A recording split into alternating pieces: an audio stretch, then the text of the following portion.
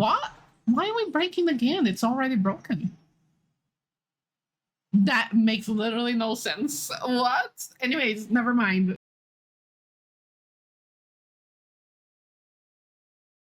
Wow, this is beautiful though. I'm screenshotting. What?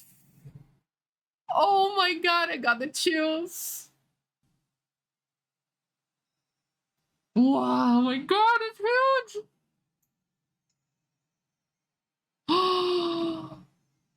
I seriously got chills. This is amazing.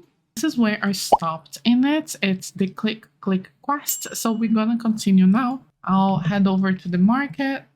Nikki, look! This fountain is taller than a skyscraper!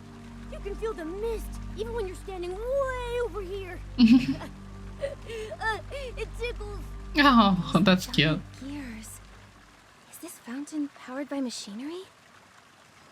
Honestly, once again, I have to say props to the Momo voice actor. He's really, really good. This fountain is also a machine built by the Titans. It's called the Fount of Eternity. Fount of Eternity. It's stunning. So the Titans didn't just value practicality, but leisure and aesthetics too. This fountain was the last completed structure. The Titans had plenty of time to refine it. It draws from the depths and surges to the heights in an endless cycle.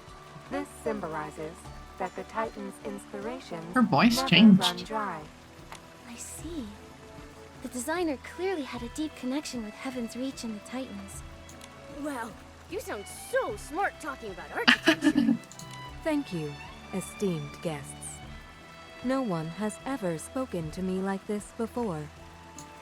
The guests are happy. Click deduces that you wish to learn more about the architecture of Heaven's Reach. Please, follow Click this She's way. fast.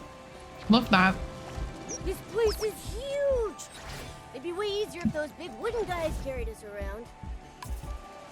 The city's so massive. I'm still in love. Like, it's been a day already, but I just can't fathom. Guests, The map is so before you amazing. lies the corridor of royal vestiges. What exquisite murals. Do they tell the history of the Titan King? Interesting. The first Titan King discovered the Spring of Wisdom. She led the Titans out of the forest and founded Heaven's Reach. She is our greatest hero. She designed the fountain we saw earlier. The kings who followed inherited her power and mission. They were equally wise and selfless. One of them defeated a mighty foe, bringing us limitless energy. Maybe this is... So maybe the dragon in chains is Akaros. Sounds like the Titans placed immense trust in their kings. And every generation lived up to that expectation. Click, when were you created? Did you ever meet a Titan King? Apologies. Click cannot remember. Click knows little beyond the picture books. She can't be trusted. That's suspicious. However, Click can continue to show you other buildings if you like. Thanks for the explanations, Click. I'd love to hear more about these Titan legends, but it would be impolite to keep our host waiting. Please, lead the way. Click understands. I've removed my avatar now just so I can post the story in full without commentary as well. I think that's a good idea if anyone wants to just double check the story instead of seeing my reaction to it.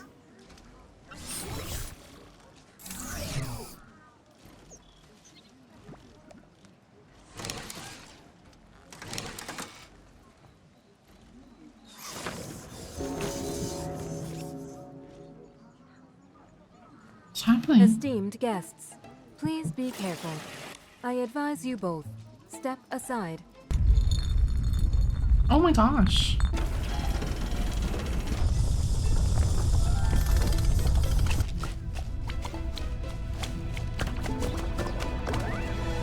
Oh no, poor Momo.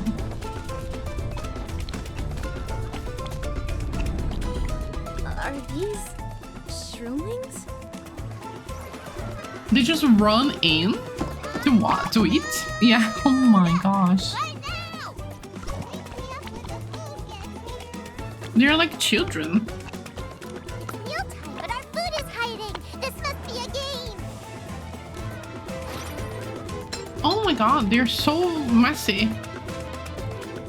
That's so chaotic. Oh my god, poor Momo. Hold on, they're way too loud. I'm starving. I want to eat. Eat. Oh my god, I can't.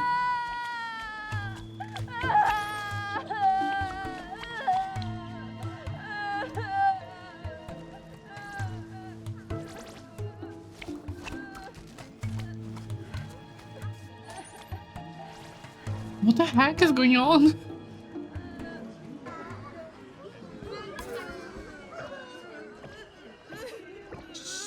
You're not crying, are you? The administrator is here. All unhappy Shroom Sarahs will be deemed defective. I'm just hungry. Administrator, I didn't mean to cry. Please don't punish me. Don't be scared. I'm not an administrator, and I'm not going to punish you.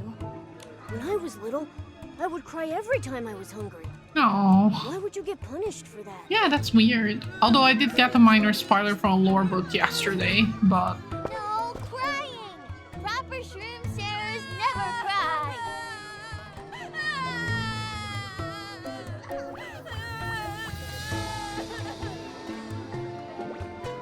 This is too annoying though. I'm Apologies, sorry. esteemed guests.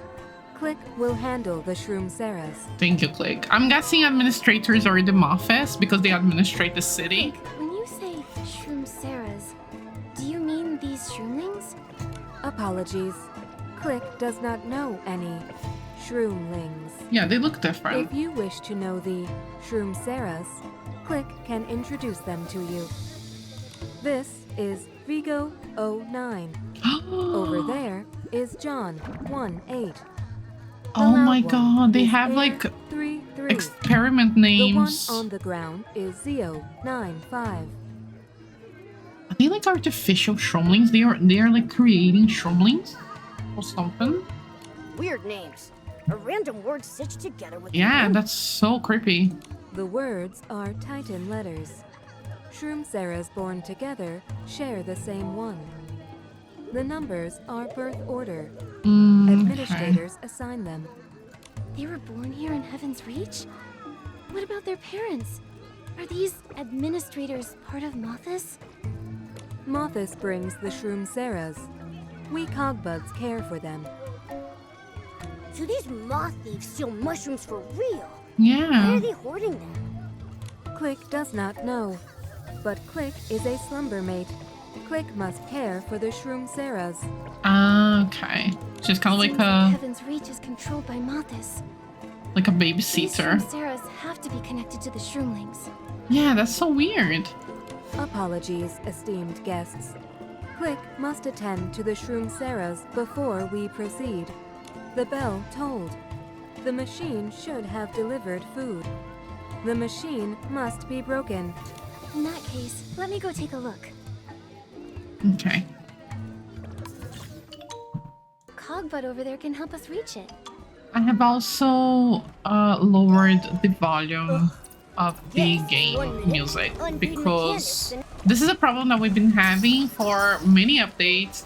Like, it's been a long time already, but the music lately has been like way louder than the dialogue, which is really annoying. Okay, let's fix it.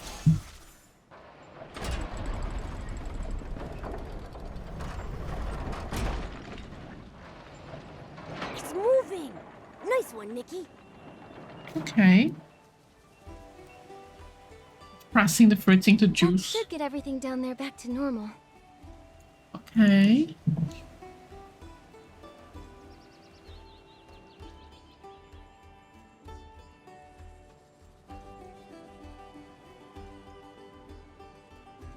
Having a machine deliver delicious food every day sounds amazing. I wonder what the Shroomsera's diet looks like. Ugh. Let's hurry down then, Nikki. Machine control is a technique that Heaven's Reach artisans use. You must be an esteemed artisan. Click thanks you on behalf of the Shroomseras. Which batch are you from? You're fully golden, but still so thin. Which batch are you from? You're fully golden but still so thin. That is so creepy. What the heck? Shh, keep it down. Oh, it's Wilhelm. Well, she's golden. Wait, Wilhelm? What are you doing here? No, I'm a Shroom Sarah? Oh, I didn't know Shroomseras had blonde hair.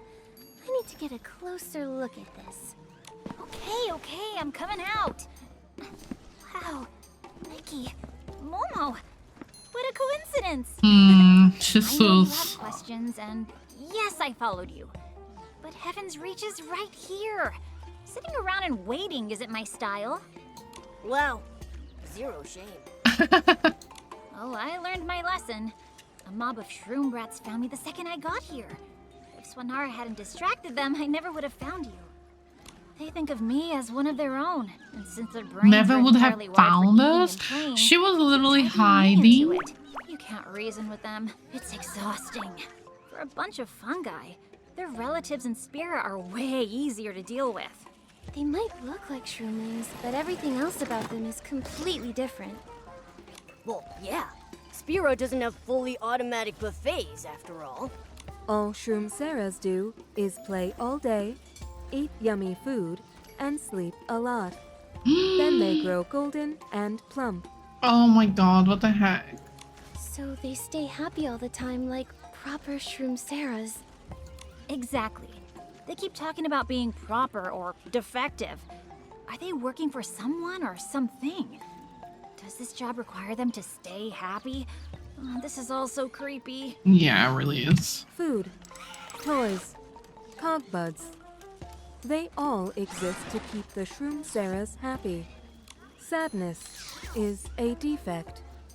Even with all their needs met, can anyone truly stay happy forever? Is the esteemed guest unhappy? Click recommends the signature drink at the golden hour. Drink it, and you should feel happy. The golden hour. That must be a Heaven's Reach specialty. Let's go there and try a drink, Wilhelm. What? Huh? Oh, sure. Perfect time for a break. Is it? I don't know. There's more pressing matters, I Go feel. ahead. That is. What the heck? What would I expect from Nikki, anyways? It's all really Welcome, chill. Like, where's guests. Muffis? What would you like to drink? Esteemed guests, this is Fako, a bartender cogbud. There's a specialized cogbud for mixing drinks. They all have such specific jobs. Yeah, true. In Heaven's Reach, cogbuds accompany you everywhere you go. Many models, many appearances. Different cogbuds perform different jobs. Welcome. I love the guests. Cogbud's What would designs. you like to drink? Quit rushing me! What do you recommend? Heaven's Reach encourages creativity. Patrons prefer mixing their own. For a local specialty, Click recommends the Asna, made with a base of golden reverie. The Asna. Someone remembers. The name symbolizes courage and wisdom. It belongs to the first Titan King. Ah, okay. The first Titan King? The Titans must revere her for her name to mean that much. I'll take it. Fako, whip me up an asna, please. I'll gladly accept this courage and wisdom. Yeah, right. Momo already started drinking. How is it? Crisp, but not too sweet. I feel completely recharged. 10 out of 10. I'll take one too. Arguing with that shroom brat left me parched. Coming right up. And you, esteemed guest. Since we can mix our own drinks, I think I'll give it a try. Can we make the golden drink accidentally? Maybe if I would normally pick the spicy essence, but I'll try to make the golden version because this is gold. So mallow essence. Choose the right added ingredients. And then blended puree, I guess. That'll make the Asna drink. There is crackling sparkling water, milky nectar. Milky nectar. And blended puree. Okay, I would get milky nectar with spicy personally, but I'm gonna try to do the Asna one. Let's see the result. A touch of lightness to a heavy base should give it more depth. Glass garden. No, so you do get different drinks, I suppose. The path to Heaven's Reach is really tucked away. If it weren't for you, who knows how long it would have taken me to find the gates. We still need to talk about you tailing me. Yeah, that's weird. Oh no, her voice line is missing. People told me about that yesterday, that some voice lines are just missing for some reason. So she said, oh come on, didn't we all make it through safely? I promise you, there won't be a next time. I was just a little worried about your safety. But your determination and competence are truly impressive. I can't believe you made it through that dangerous stretch of airspace unharmed. That's thanks to Swanara. It does it all except swim. If you're ever in trouble, my Swanara has your back. Your drink. Enjoy. To our reunion, then.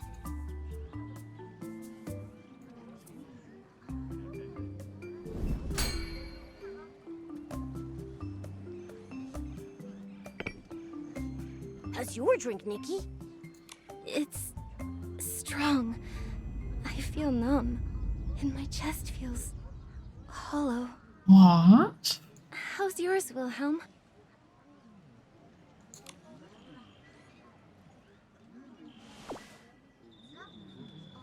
What the This heck? feeling is unfamiliar. Wilhelm? What the heck is going on?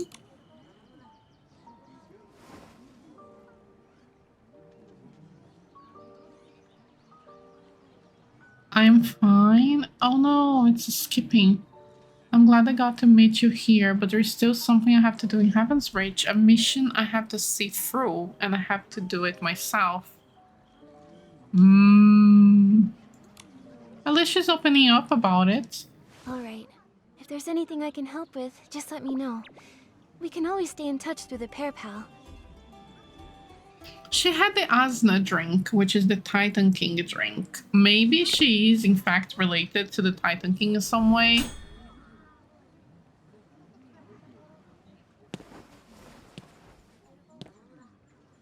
It's feeling a little weird. Come to think of it, Wilhelm still hasn't told us why she was so determined to come to Heaven's Reach. Yeah, that's Sus. Don't worry, Momo. That's just how Wilhelm is. She'll tell us herself when she's ready. Yeah, that's true too, to be fair. Maybe she's not suspicious, she's just carrying some really big baggage, and she feels like she can't share yet. Maybe it's something she wants to handle on her own. Besides, Swanara's nearby, so she should be safe.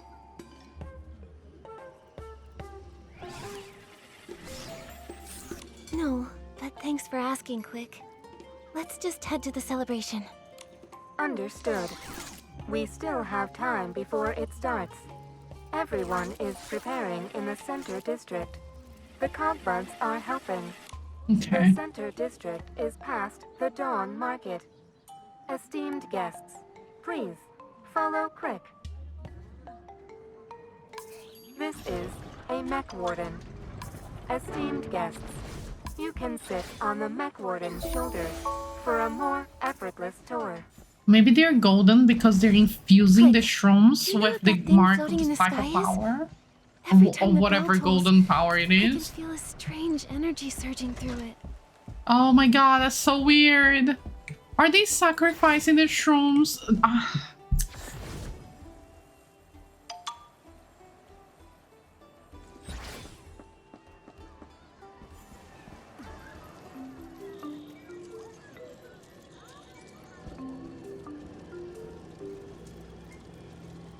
Hoorah! The Titan King marches to war! Big Bad Dragon! You can't catch us! Big bad dragon. Dragon literally created you. Oh my god, they don't know anything. I feel bad for them now. Time to play now. Hoorah! The Titan King is amazing! I get to be the Titan King next! What are they playing? Honored guest, this is Titan King and the Dragon, adapted from Titan mythology. It is one of the Shroom-Sara's favorite games. One Shroom-Sara is to play Titan King and the protect evil their dragon. subjects from getting caught by the evil dragon Shroom-Sara. Oh, it's basically one of those playground chase games, but way cooler. We played that all the time when I was little, right, Nikki? Yeah, I remember I always liked playing... The protector, the chaser, or the follower? I'll select what I would like. The protector. Standing in front and shielding everyone behind me from danger? It feels good knowing everyone's safe behind you. Guess I'm safely in Nikki's hands now. A fascinating experience. Click observes Shroom-Sara's most enjoy playing the dragon-slaying hero, the Titan King. 9-1 over there is the Shroom-Sara who plays the Titan King the most. And 3-3 is often the evil dragon. You met 3-3 earlier. Makes sense. Fits 3-3's Shroom-Sona. Shroom-Sona. And my friend who invented this game, 4-2, she... 4-2, she... Oh my gosh. Oh my gosh. Apologies, esteemed guests. Click must go and check on 4-2.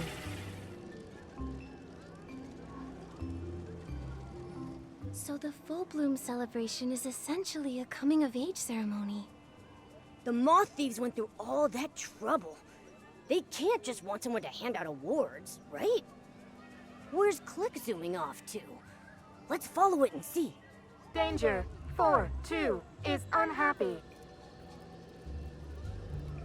Shroom-Saras must be happy. Must fulfill the mission. The mission? Who even decides what the mission is? The administrator says unhappy Shroom-Saras are defective. They cannot attend the full bloom celebration. But Shroom-Saras with golden shroom caps must attend. Not a single one can be left out. Aren't celebrations supposed to be fun? These administrators are strict. Click, it's you. Administrator, I'm fine. I'm not unhappy. 4-2.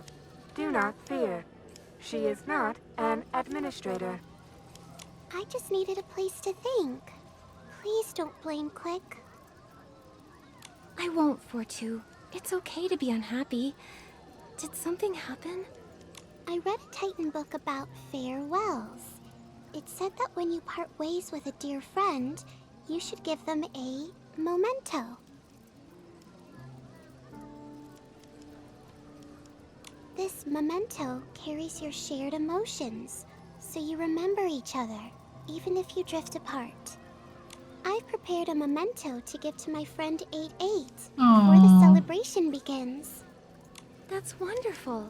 You can give it to her now. I would, but it is broken. It is missing its wind-up key, and I need to buy a new one with gold coins. But Lord Clink got stuck after the bell rang, so it can't spit out any more gold coins. Don't be sad, 4-2. I can take a look for you. That bell again. It could be a similar glitch. Huh? You want to help me? The esteemed guest is very impressive.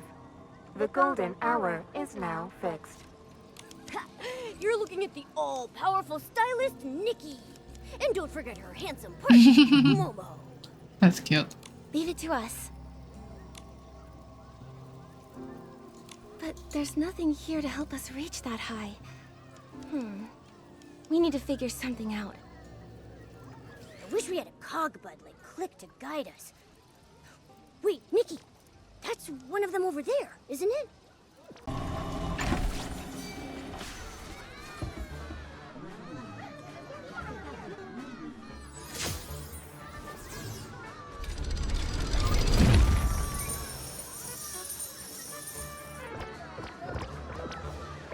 Lord Clink is clinking again! Wow, that's a lot of gold coins. They're all mine. Don't try to take them. Oh my gosh.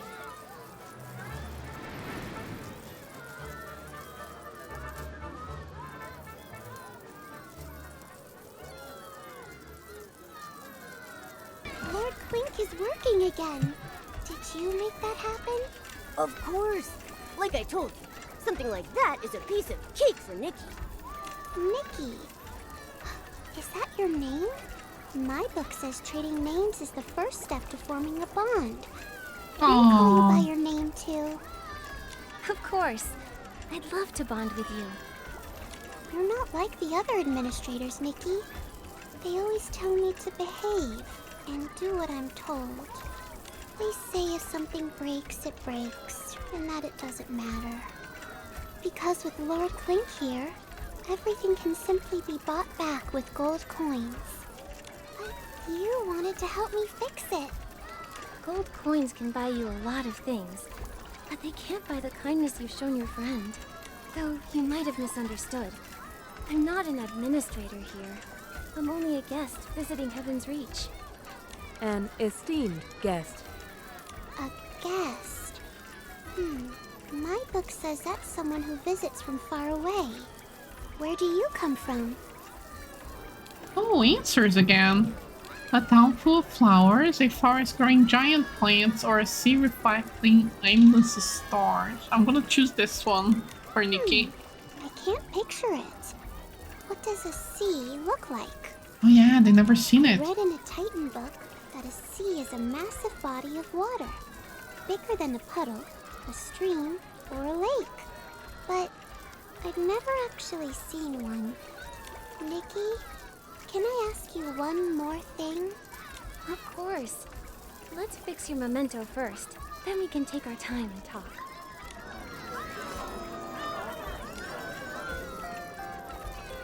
Oh. With the children yelling in the background. Oh, it's without voice line. Fix means making broken things work again. Thank you, all powerful Nikki, and you too, handsome and dashing Momo. Duh. What did you want to ask for, too?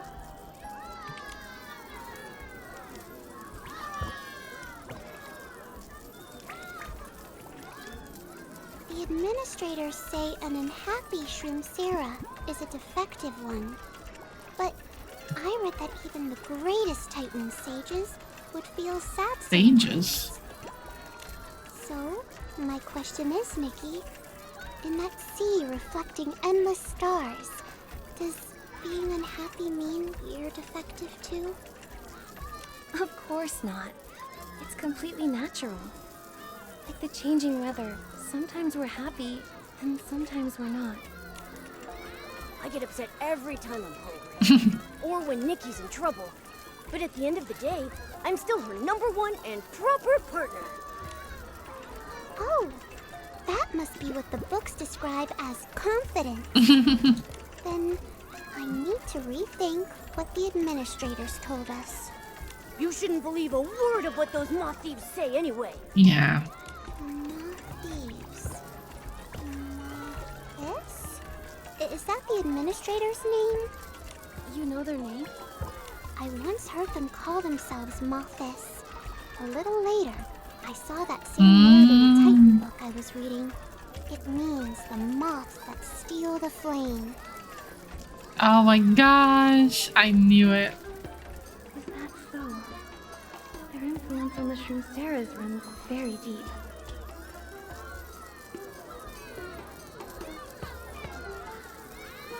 I wish they had like moth wings and things like that. Like they looked more like moth, you know. Their design should be like a little bit more interesting. Like their design is a little bit too basic. They're They're giving like Organization 13 from Kingdom Hearts. You're just like a bunch of guys with a cloak, you know. 4-2, remember that nothing anyone tells you has the power to replace your own thoughts. I think I understand. It's hard to focus now. on this conversation with all the Should children still have yelling on the plenty of time background. to think. Thank you for answering my questions, Nikki. Finding these answers has made me so happy. Oh. Esteemed guest, you made 4-2 happy again. Click is extremely grateful. I'm ready now. I'm going back to the Center District to bid farewell to my friends, pass the memento to 8-8, then join the Full Bloom celebration. The district is where we live. Everyone is there getting ready for the celebration. It will be fun. Nikki, would you like to come? The coins are huge, oh my gosh. Next to Momo. Let's go see where you live. Then we can head to the Full Bloom celebration together. Fingers crossed for no more surprises. I'm starving from all this running around. Let's eat already.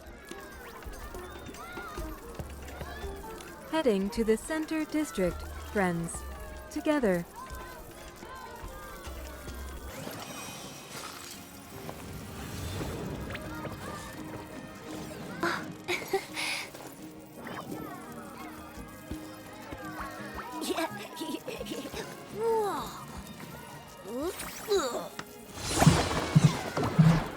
Oh my gosh.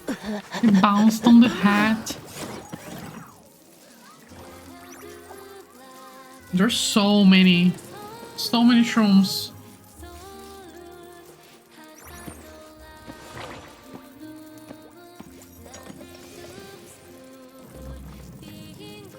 My dear radiant children, our Full Bloom celebration is about to begin.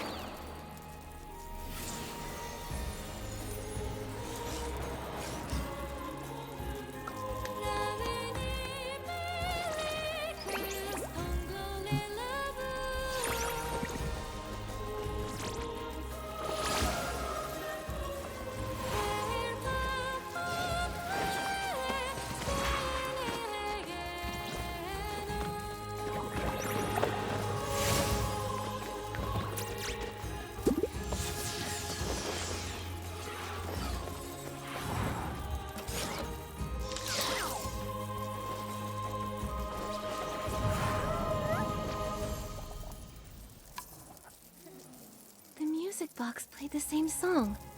What is it? I wonder if this mechanical noise is actually coming from the key on my back. It's the Song of Gold. Well, Nikki's an back. ancient ballad passed down from the Titans. It's 8-8's favorite. The Shroom Sarah sing it every time before the celebration. The celebration is very happy. Everyone celebrates. 4-2 should stop thinking and enjoy the fun. That singing Shroom Sarah was so cool. She even had backup dancers. Yeah, that's 6-6. She's the gentlest Shroom Sarah here. Everyone loves her. The ones dancing for her are 01 and 02. They're sisters. But I still think 8-8 is the better singer. Nikki, I need to go to the Everbloom Garden to say goodbye to 8-8. I'll see you soon. Esteemed guests, please feel free to wander around the Center District. Momo, let's explore. Silly O2, she's right in front of us. Obviously, I see her. Hi there. Could I ask you a question? Not important. You can ask it later. Question! Are you happy? Huh? I mean, I'm not unhappy. Wrong! You have to say you're more than happy. You're full of joy and want to be even happier. Well, I wouldn't go that far. I mostly feel calm right now. No. You can't be calm. You have to be happy. You must be happy. I can't even be calm? No, it's bad. Unhappy Shroom Sarahs aren't proper Shroom Sarahs. They can't go to the Full Bloom celebration. Click said the same thing. But I still don't get it. What is the Full Bloom celebration? Why do the Shroom Sarahs have to be happy? A celebration is a celebration. It's a massive party for all the Golden Shroom Sarahs. It's where we sing and dance hand in hand. Just like us. Lots of Shroom Sarahs came of age this year. We've been looking forward to this for so long. 6-6 says we're going to the happiest place ever. A Shroom zillion times better than anything we could imagine. Oh my god, it's giving... Yes, the Cogbuds say that too. Only good Shroom Sarahs get rewarded. That's giving... what's the anime? Promise Neverland, is that the name? If they don't come by. Have you ever been there? How do you know it's such a happy place? I don't know. 6-6 did not say. But that's okay. We'll find out when we arrive. As long as I'm with O2, anywhere is fun. Oh no. I'm getting more and more creeped out every dialogue.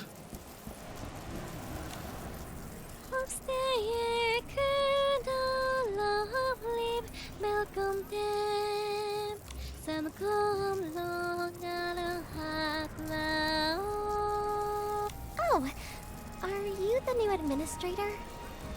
Please rest assured, we are fully prepared. The celebration will go perfectly this time. This time? Oh, I'm not an administrator. I'm Nikki. I'm a guest at the Full Bloom celebration. No wonder you look different. Forgive my manners. Guest? Is that the right word? We've never had a guest before. In that case, I have a favor to Oh my ask god, you, Nikki. honored guest. It creeps me out as well that Nikki just accepted the invitation and is just going there like heads on. Like she's not even trying to be stealthy or hide. She's literally just talking to everyone, wandering around like she's on a touristic like day out, you know. She's on an outing. Like I feel like she's part of the celebration in a very bad way because she's carrying the mark of the cycle. She needs to like wakey or something. She's stressing me. Nikki's giving me anxiety. I discovered a mysterious power that could help me create the most No dazzling way! outfits. She's a stylist. As a guest chosen by the administrators, you must be thrilled with the Full Bloom celebration. Please ask me anything about it. I'd be... What did you mean when you said the celebration will go perfectly this time? Oh, I'm glad she's asking. Accident cut the last celebration short, so we're making up for it now. Mm. It's a bit rushed, but at least we don't have to wait for a whole year. The administrators always know what to do. They turned our shroom caps gold in a flash. As long as our caps are golden, we get certificates to join the celebration. They turn our string caps gold. You seem excited for the Full Bloom celebration. Seeing the children smile brings me joy, but the Full Bloom celebration is different. At the end of the celebration, we go to the Golden Court. There, witnessed by the heart of the city, we step through that door. A place with no worries or sorrow. Eternal happiness. Oh Every Shroom Sarah no, dreams of that's so going there. weird. How could a place of eternal happiness even exist? Even if you lay around doing nothing all day, you'd still have to worry about what's for dinner. Of course it exists. The land of happiness is real. Countless Shroom Sarahs who went there left behind records. The images in the picture books, the voices recorded by the Cogbuds, they can't be fake. The voice is Images recorded. and recordings? Why are there only records? Why haven't any Shroom Sarahs who visited that place told you in person? They don't come back. They've settled down in the land of happiness. Once I get there, I'll stay forever too. That's one heck of a claim. There's nothing wrong with settling down there, of course, but to cut everyone off too? Something about it gives me creeps. Yeah, this is a literal cult. I can totally understand why 4-2 is taking this goodbye so seriously. After all, her friend is never coming back. I wonder if they're done now. Let's go find her.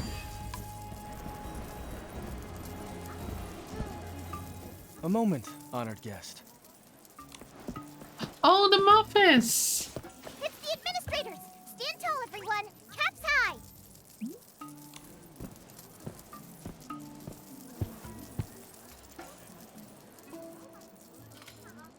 Alvasu, enforcer of the Mothish scales. Igreka of the Wings. You certainly made yourself at home. Took us ages to track you down. Huh? There you are. Can you tell me what's going on with this full bloom celebration? Oh, Nikki. And the Shroom Sarah's living here? Why aren't they allowed to be unhappy? The full bloom celebration and Shroom Sarahs are none of your concern. Pay them no mind. You invited me. How can they be none of my concern? We invited you to the Golden Feast at the Golden Court. The full bloom celebration is for Shroom Sarahs. That's even worse. Nikki, wakey, The wakey. Golden Feast? Click told me that this was the full bloom celebration. Right, Click? Wait, this cogbud. Alvasu, this was the unit that was reported as abnormal. No wonder, our apologies. This is an anomalous cogbud and it has led you astray. We will destroy it immediately. What the heck? And then Click is like, no, Click made a mistake. Please don't strike her. Handling anomalous cogbuds is an internal matter of Moffice. Please do not interfere with our work. Oh, poor Click. If you destroy Click, then I'm not going to the Golden Court. All you did was send me an invitation. Click was the one who showed me around. I trust Click. We're going to the feast together. As you wish, honored guest. In exchange, you mustn't wander off. We will escort you to the Golden Court when the feast is ready. Oh my god, this is their tactic. They keep making fake buffet parties to, like, sacrifice people's. Full bloom celebration for the shrooms, and then golden feast for, I guess, removing the golden mark. Oh my gosh, that's so creepy. What a pain. I don't know if they know what is happening though. These guys seem to be just like random minions. Are those moth thieves threatening us? I had a bad feeling the moment we got that invite. I just didn't expect the full bloom celebration and the Golden Feast to be two separate events. They're watching our every move. Let's piece together what we know before we plan our next step.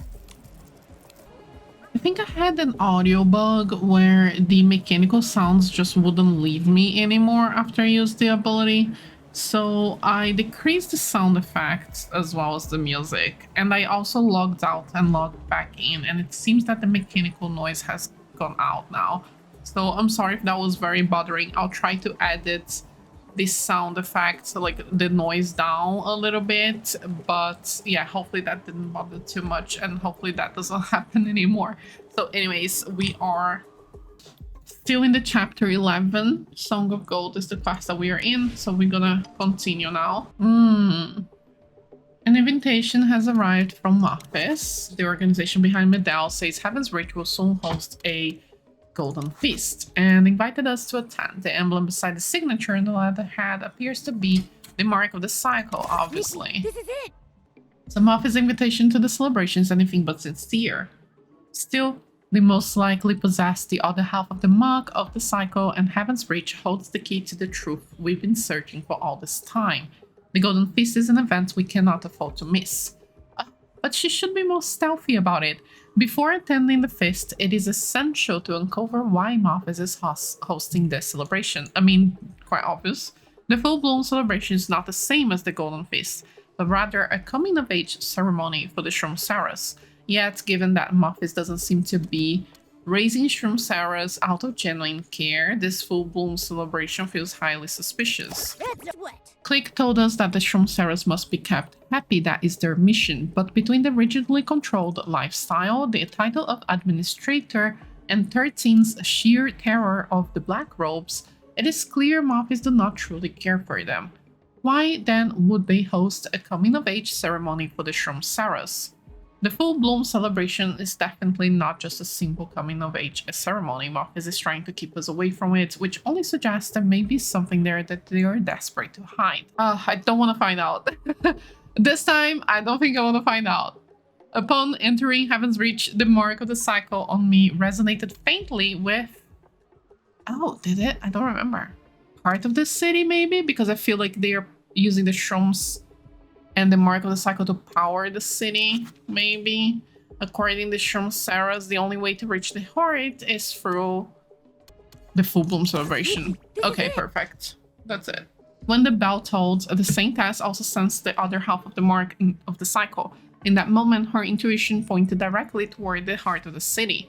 The heart of the city lies above the Golden Court.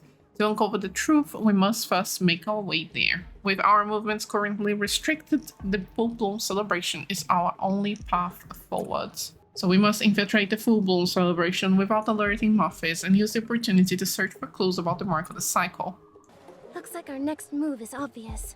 We still don't know what Mothis is actually after. We need to scout ahead.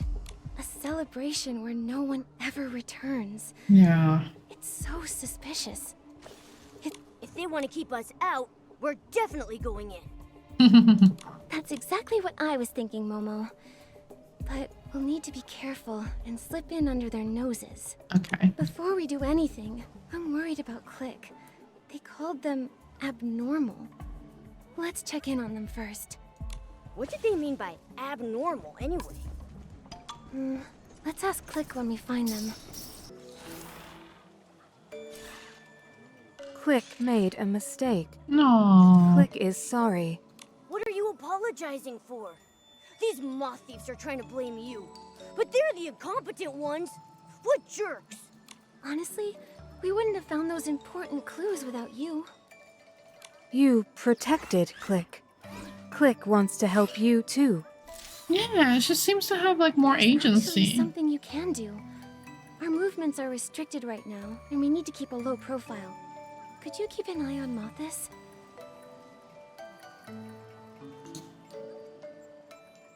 Yeah! Tail them! Eavesdrop on them! Click can do this. Click will get it done. You're always so reliable, Click. Why would Mothis call you abnormal? Sometimes, Click goes against the mission. Yeah, Last she's so time, independent. Click did not hand the unhappy 4-2 over to the administrator. Maybe Click is damaged. Click should go in for repairs. You aren't damaged. It just sounds like you can think for yourself. Yeah, exactly. At that time, protecting 4-2 felt more important. Is that Click's thought? Oh, interesting. Yes. Wow. I never thought a cogbud made by the Titans could think for themselves. The others we've met only do their assigned tasks and say the same things over and over. Right. You're different from the other cogbuds, aren't you, Click? Click does not know other cogbuds. Click only knows. Ever since Click found this, Click's thoughts became Click's most important mission. What? That's not the mark of the cycle, but that's also like a golden shiny thingy. Maybe it's connected to that? Interesting. Maybe she found like almost like a heart for her own. It fell from the heart of the city. Isn't it beautiful? Interesting. The heart of the city? Is this why Click is so different from the others? Click's current thought is to help you tail them and eavesdrop on them. And if you think of a more reasonable way to do it, go with your gut. You got this. Figure out how to sneak into the full bloom celebration. Okay, that's why it's a dungeon. We were going to see 4-2. Those moth thieves are throwing us off. What are you doing? Get back. Oh no, more Wait trouble. again? Wait, it's 4-2. Oh no, maybe Stop right there. Return to the assembly. maybe she wasn't able to deliver the memento. That's gonna be so sad.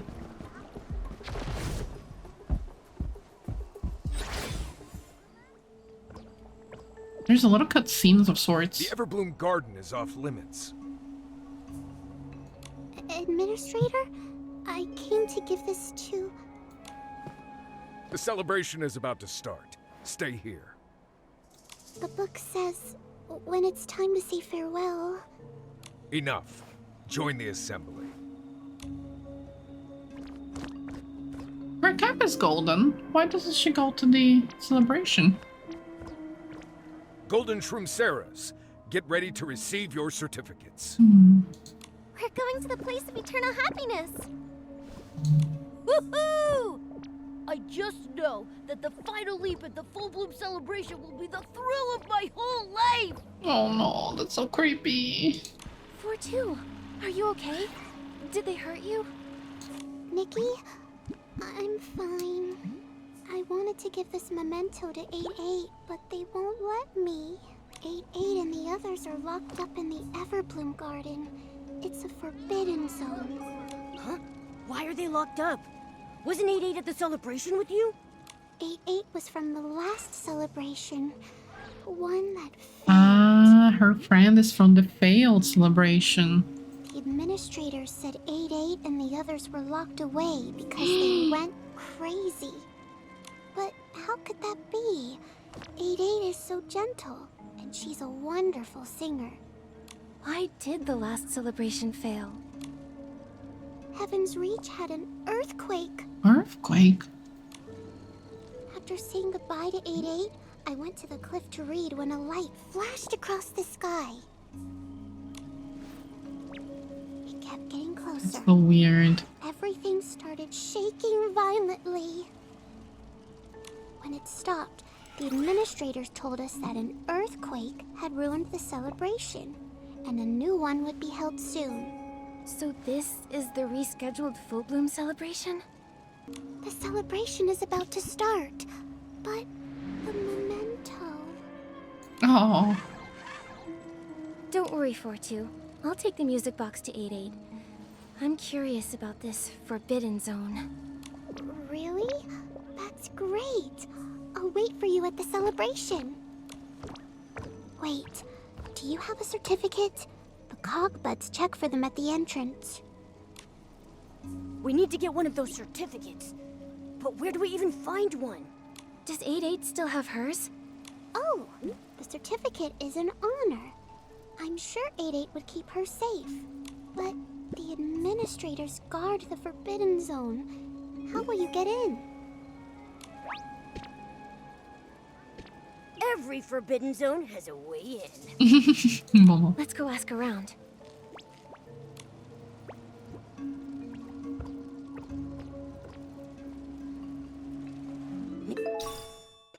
Didn't that light and earthquake 4-2 told us about sound a lot like...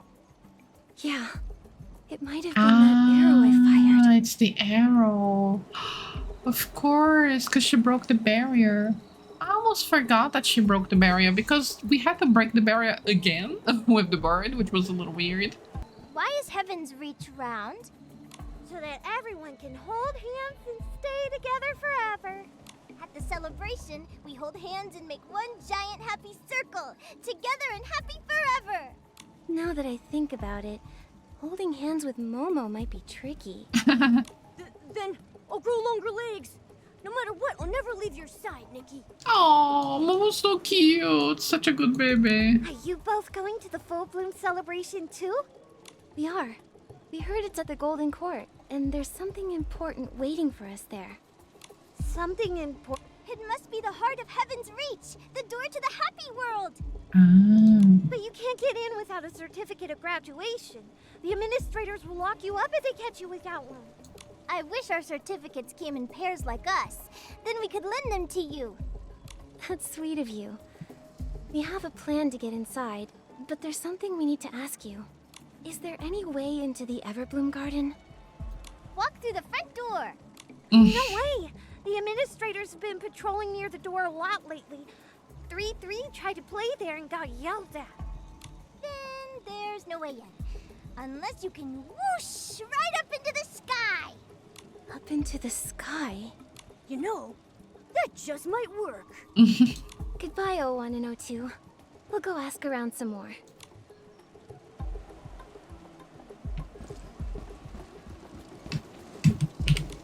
Woohoo! Are you here for the drop tower too? I hear the full bloom celebration will have one. It's gonna be the wildest jump ever! It shoots you up to the top, then BAM! You crash when you reach the bottom. It's as fun as jumping off a mech warden's shoulders! Is that why you're covered in bandages? Oh my gosh. Bandages? What bandages? These are my medals! The left ones are for conquering the giant slide, and the right ones are for flying off the roof. Too bad my medals heal so fast. I wish there was a way to make record of my accomplishments. That's easy. We can just take a photo of you, so you can remember them forever. You could climb up the highest spire for some incredible views. I hear there's some fancy court for that, but I've never been. For your first jump, a mech warden is a solid pick. But if you want thrills and something unique, you gotta hit the irrigation sprinklers in the garden. Garden? I think he means the Everbloom Garden. How do we get inside? I can't tell you. The only reason I'm telling you this is because I can see how much you love jumping. I don't want to get caught and thrown in a cell. Are those people in the black robes? Shh! Don't draw their attention! I understand. 7-2, I promise you, we won't say a word. We're friends of 4-2. Before she left, she asked us to deliver something for her. And to do that, we have to get into the Everbloom Garden. I know it might be hard for you to trust us. This isn't just for her. We have something we need to do. You know 4-2? Fine, fine. She might not be my favorite, but this is the last thing she wanted to do before reaching the gates of the happy world. Listen to me. There's a secret passage at the bunkhouse. Perfect. You can avoid the administrators there. Thank you, 7-2. Yeah, it turns out big jumps are the only fun thing you can do. Helping people makes me happy too. When I get back from the land of happiness, I want to try doing this again. The Shroom Sarahs are starting to line up for the celebration. Let's go check it out.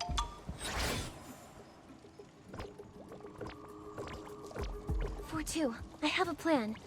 We'll make sure the memento gets delivered. Thank you. Goodbye, Nikki. Oh, okay, she's going. Oh no. Keep moving. Hurry up. Goodbye. How strange. Even though you were not speaking, I felt like you were saying goodbye to me.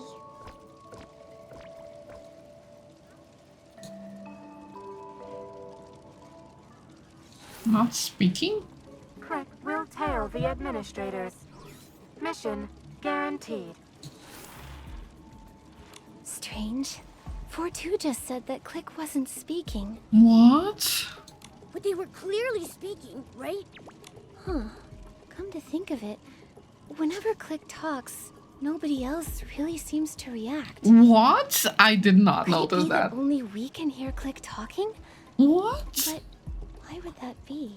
But then Momo can also. So only Nikki and Momo can talk. What? I was not, like, considering this. This is so random. Maybe it's resonating with the mark, but then why Momo can hear it? Like, that's kind of crazy. These wooden figures the Titans made really hold so many secrets. Next time we run into Click, let's ask them. Oh, the festival is about to start. We have to hurry to the garden and find 8-8. Yeah, I want some action. I'm tired of the shrooms and the tourism.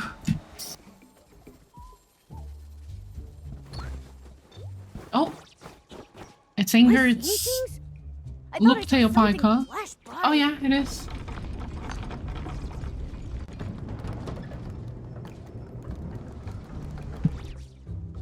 Is that a conveyor belt? Oh yeah, we haven't seen him. Are they newborns? Why does this look like an assembly line? With a recycling system too. What? Quick, Oh my god, this gets worse and worse. Oh, look, a moth is there. They have different outfits. I guess it's different hierarchies. I think I hear something. It's Mothis. We need to find a way around them. The B batch of Shroom Sarahs has seen a 13% increase in maturation. No. Those tremors ruined the last full bloom celebration, so let's speed up this batch. Increase the liquid fertilizer concentration again. Oh my god. That is horrible. Check them again. We must guarantee we have enough for the celebration. We can't have any delays. Oh my gosh, I hate this. Fertilizer? Maturation rates? Talking about the Shroomceras like that sounds so creepy. Wait. Think about it. They said the B batch of Shroomceras. Does that mean they're breeding Shroomceras? Oh my god, I hate it.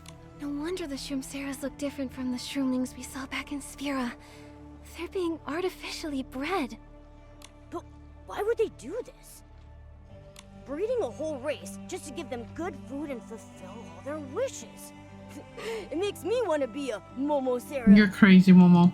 This might not be a good thing. Moths probably have their own motivations for doing this. Maybe this is what Click was talking about. Finding 8-8 is our priority. I'm sure we'll figure out Mothis' motivations at the celebration. Oh my gosh, how is it not clear yet? Do you hear that, Nikki? It sounds like singing. I remember 4-2 saying that 8-8 has a beautiful voice.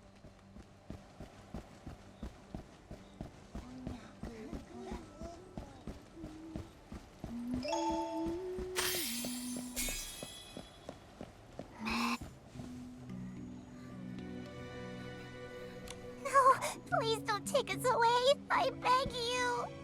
It's okay. Don't be afraid. Administrator, do you have any other orders? We're not administrators. No. Ugh. Yeesh. We have to explain this to every Shroomcera we meet.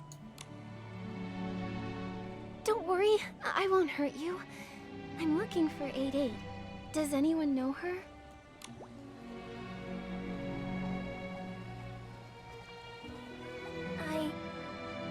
I'm 8-8. Was that you singing just now? 4-2 was right. You have a lovely voice. No. 4-2. Is she okay? Yes. She's getting her certificate and preparing to attend the full bloom celebration. No! Don't mention that place. What's wrong? That place. It's terrifying. So they saw what happened, and because they did, they locked them up and said that they were crazy. An earthquake ruined the celebration, so they locked us up and punished us! I'm sorry. Oh, we're guilty. Please don't take us there. Don't take us. Nikki, they look scary. Let's just get the certificate and... Don't worry. I'll sing. Singing always makes me less afraid. No. Metu plate tu solo. The Song of Gold. Maybe the music from the music box will help her.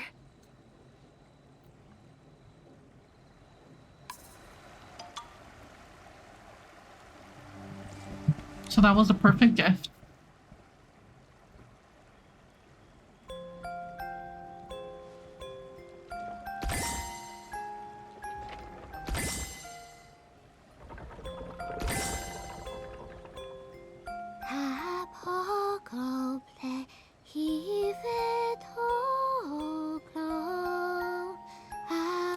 You have such a soothing scent.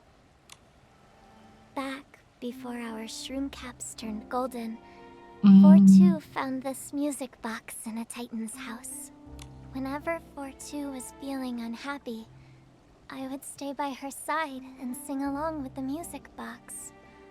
Over time, she would start to feel better. All Shroomceras are required to be happy. With that music box, 4-2 could be happy forever. Thank you for bringing it to me. I'm here because 4-2 asked me to come.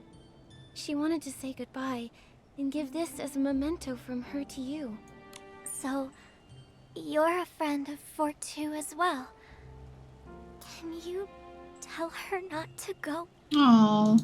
We're actually investigating the truth about that place. We've decided to sneak in and find out, but we need your help. You should not go there. That place isn't what they said it was. It's dangerous. Lots of Shroomceras have already gone, including 4-2. No matter what's waiting there, we have to go. Right, the certificate. We need your certificate. I understand. The certificate. It was my prized possession. Whatever you do, do not trust the administrators. And please, be careful.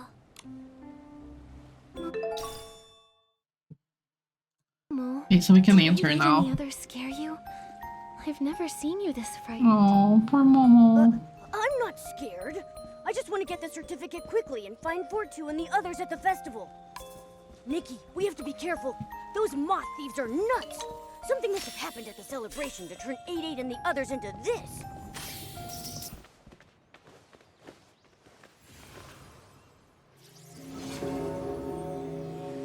Wow.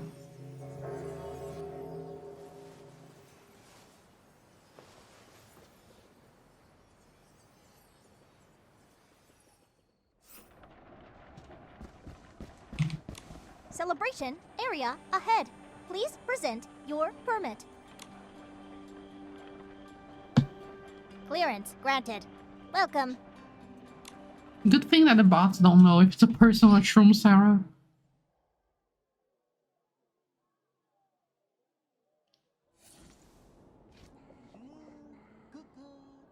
Okay, so this is the dungeon.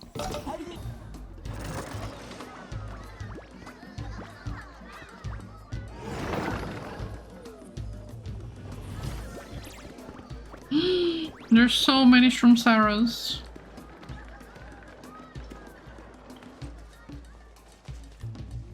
Oh, look at Muffy's there. There's even a Park Saw in there. Oh, click!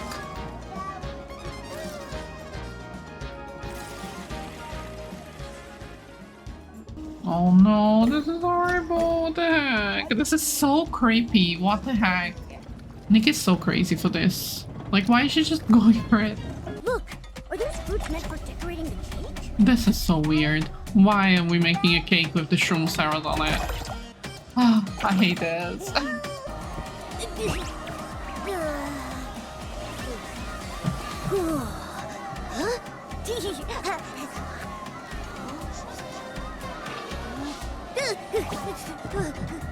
Nikki! Oh, poor Momo.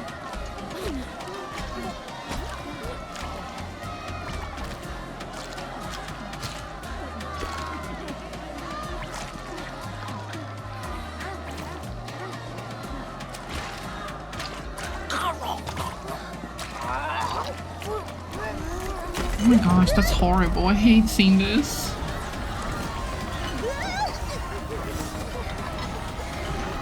The fact that it's all cutesy and colorful just makes it all worse. Oh, she's feeling a little dizzy as well. Oh my gosh, Nikki.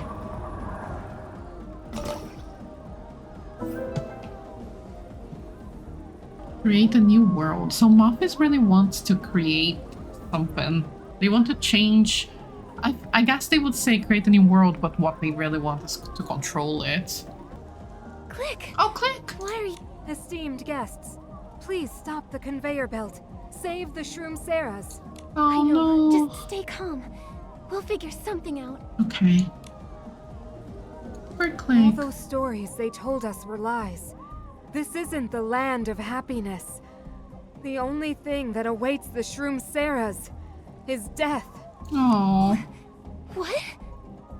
I heard them say that Mothis uses mature Shroom Sarahs as nutrients for the heart of heaven's So that was reach. it, yeah. Mothis breeds Shroom Sarahs to use as nutrients? For the heart of the city? I knew those guys were up to no good. We have to stop this conveyor belt first. These Shroom Sarahs are in danger.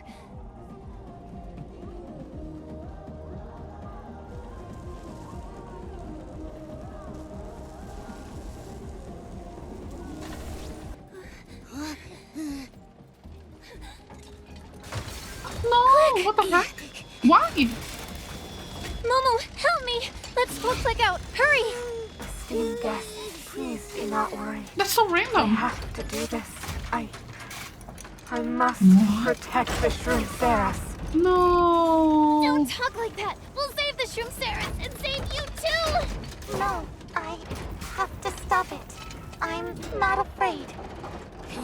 Quick! If you keep this up, you're going to end up crushed!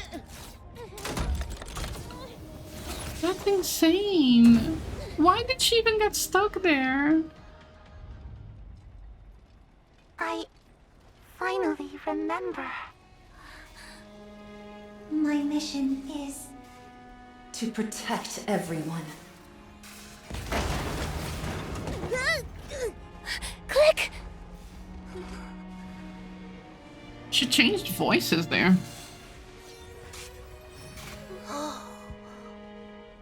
She carrying a piece of a soul of someone, maybe?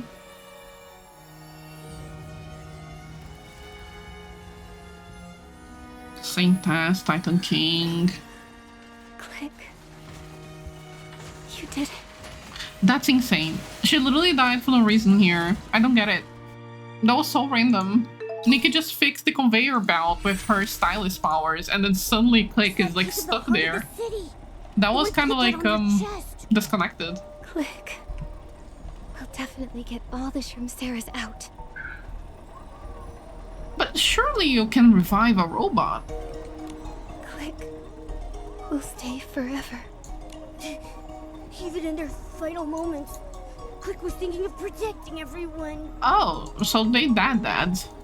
Treating Shroomceras like cattle and using them to fuel the heart of the city? This is unforgivable. That was pretty sad. Very unexpected. More than sad, even. Very sudden. But I woke up and I was here. Do you have any idea what's going on? Land of Happiness. We were supposed to have reached the Land of Happiness. Why are we here? There is no Land of Happiness. It's a factory of death. It turns you into nutrients to feed the city. Nutrients? O2. Oh no, her sister. Disappeared after going in. Don't worry, I'll help you get O2 back. We need to get out of here first. What are we waiting for? There's a gap over there! Oh my god, that's horrible. That's so intense. What the heck? Now, Nikki, use your machine. Oh my god, the screams. Okay, she's gonna stop the fun. Amazing dungeon. Land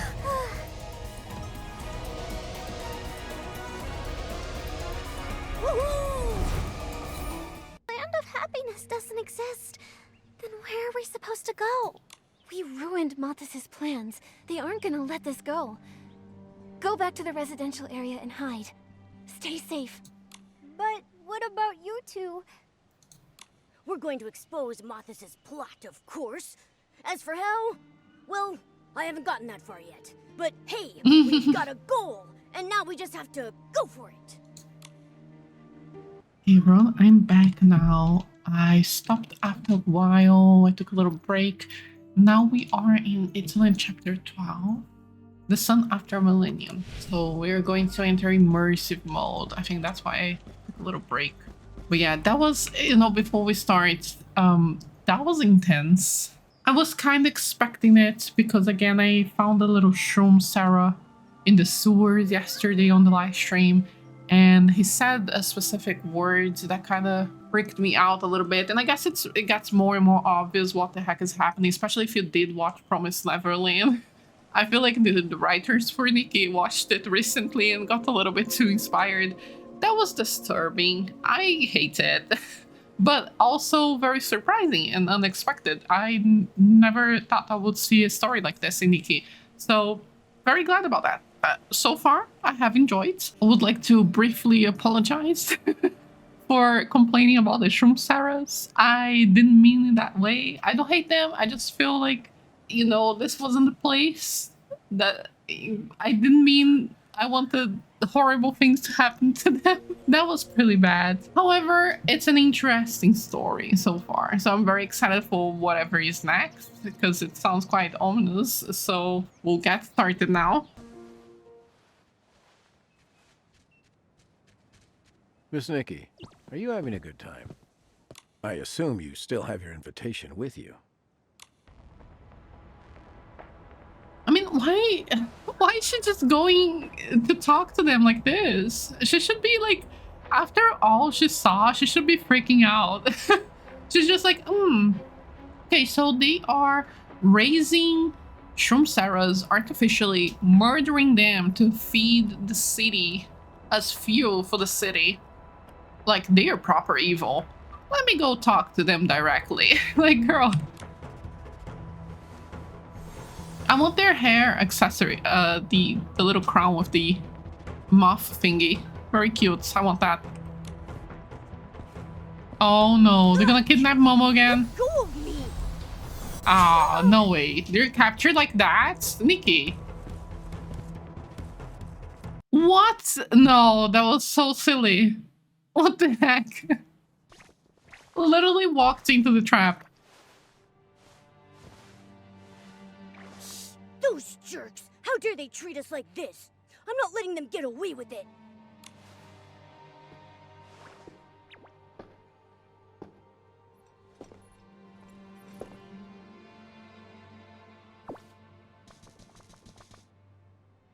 What in the world are you up to?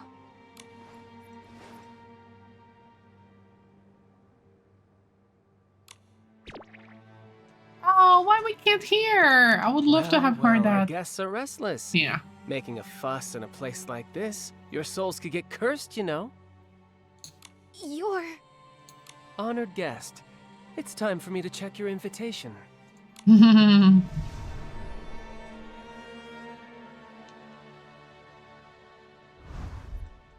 Classic Tartaglia moment.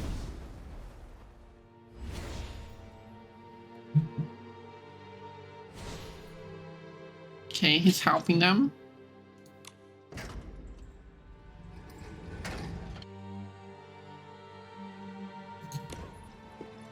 Is that what he's gonna do?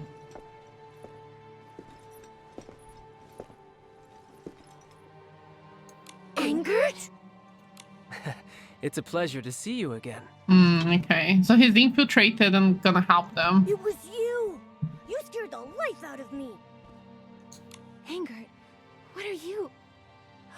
Wait, don't tell me you're now a special investigator for Mothis. Clever as ever, I see. Yes, I joined Mothis and managed to find a pretty decent position. You're just admitting it? How random. McGill said you left the boneyard to handle something important. Joining Mothis? That's what you call important? McGill really tells you everything, huh? What to do with him? When McGill was tracking Medale, the clues pointed to Heaven's Reach. He'd already set his sights on it. He was worried about the truth behind the city, and about your safety. He was bound by his responsibilities as clan chief and had to stay in the boneyard. So an experienced agent like me stepped in. Didn't you two have a fight? I'm loving how Momo's participating so much more on the stories. I said that as well on the 2.6 story quest, but I just love that. It was just a spat. He can't still be angry. Regardless, helping the Parksolian savior is my mission. But if you've been undercover to help us this whole time, why did you only show up now? Well, we did see his loop tail. Yeah, Pika. we spent so long opening entrances and fixing machines and wound up locked in a cage. Sending out an enchanted invitation to control you and bring you to the Golden Feast is Mothis' mission. No one could interfere. All I could do was speed up your invite's delivery and support you throughout the city. What support? You didn't show up at all. Yes, he did. Sappy! No wonder I felt like someone was helping us along the way. The guidance at the Heaven's Reach gate, the conveyor belt leading to the Everbloom Garden, that was you. Thanks, Sappy. I mean, this is the most useful Anger has ever been. And technically it's not even Anger himself, it's just his loop tail Pika. Don't I deserve a little credit too? Oh, never mind. All right. I'll admit you did better this time. As a professional agent, I'd never steal credit from a partner. That's cute. This prison hasn't been used in a long time. Even the air smells foul. Let's head out. Malthus must have guards outside. Those people... Don't worry, I've lured them away. My partner will keep an eye on them. Lured how, though? That's a little sus. Anger, do you know why Malthus invited me? What's happening at the Golden Feast? Nikki, you already They've know. prepared for the feast for a long time. It's classified. Mm. Only the higher-ups know. Oh no. So we have to go to the Golden Feast to uncover their plot. No! Oh my You want to gosh. beat them at their own game and face them head-on? I'm not surprised you'd make that decision. I met you here to make sure you'd reach the Golden Court safely. Stupid decision. But anyways. Can we get to the court from here? They locked me up here once for breaking a rule. I followed an official and made it all the way to the court. The path is eerie, unpredictable. It's filled with danger, along with Malthus' secrets. Thinking back on that time gives me chills. But if you need to go, Your Excellency, I will risk it again. Your Excellency. You're scared. That Then it again. must be terrifying. Nikki. If you haven't seen my Fury video, one of the main things that make me suspicious of Anger during the story is the fact that he keeps talking to Nikki as Saint Taz, like Your Excellency, you're the Saint Taz, and so on. The thing that I find weird that got confirmed in the trailer is that during the trailer he says he knew about the Mark of the Cycle. So I feel like maybe he knows about the Saint Taz as well, which would be crazy. I mean, just knowing about the Mark is a lot of information, but like knowing about the Saint Taz as well, being inside Nikki, that would be really interesting. Like if he somehow has some sort of like insider information. He has always been very useless throughout the story quests, so maybe it makes sense that he was gathering information not about Medell or Muffis because he already knew about, but actually gathering information on Nikki. That will be an interesting twist there. We've been to so many places and solved so many problems together. You've always been my bravest partner. We can't back down. Besides, we've got Angert with us, and he's a professional undercover agent. That's right, you're not alone this time. Don't be too nervous, chubby kitty. Who are you calling chubby? I've been running around so much, I'm sure I've slimmed down. My little belly is practically gone. The nerve. Nikki, I'm ready. Let's go. Great. Every minute we save is a minute on our side. Lead the way, Angert. It's so quiet here. Malthus usually stays away from here, except for special circumstances. What kind of special circumstances? For example, an undercover agent trying to sneak a mysterious young girl into the Golden Court. That would probably be pretty special.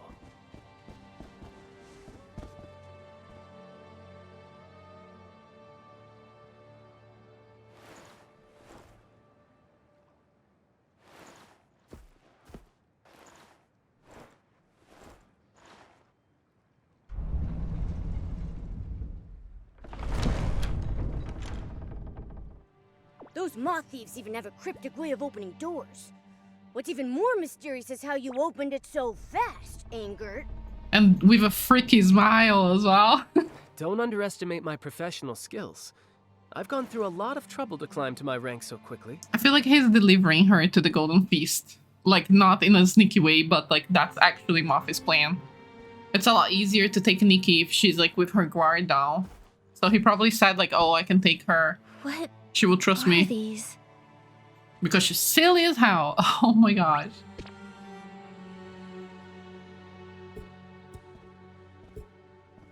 The atmosphere is so creepy. Are there monsters locked inside? What? Did that high-ranking official you were following do anything here? He inspected these containers and flipped through some leftover manuscripts. He moved quickly, so I didn't have time to really explore the area. It looks like this room hasn't been abandoned. It's still valuable to Malthus. We need to find out what this place is. Maybe that will help us understand their true objective. Perfect. I happen to be quite curious about this place myself. Oh, so he doesn't know. Maybe he is a part of Mafis, but like lower rank, and he doesn't really know what's going on. Maybe he wants to find out for himself before he decides whether he's betraying anybody here or not. But look at his face. This is such a suspicious face. What the heck? That's an evil's mark there. Okay, let's raise. There's writing carved next to this weird thing. White sheep? White sheep. It's smaller than the other containers. It really stands out here. Anger, you've been standing there for a while. What are you looking at? I just think it looks a bit lonely. You're not actually feeling sorry for it, are you? I can't help it. I was born with a kind and sympathetic heart. Yeah, right. Yeah, it is a smaller. They're not elevators. Unless they go down. Maybe. Because there is this cogs next to it, so they are almost like drawers. We did see a person inside on the trailer, but doesn't seem like there is anyone here right now. Kind of big though. A person. Anyways, let's investigate first. Moths? They already existed back in the Age of the Titans? Okay, perfect. That was one of my questions.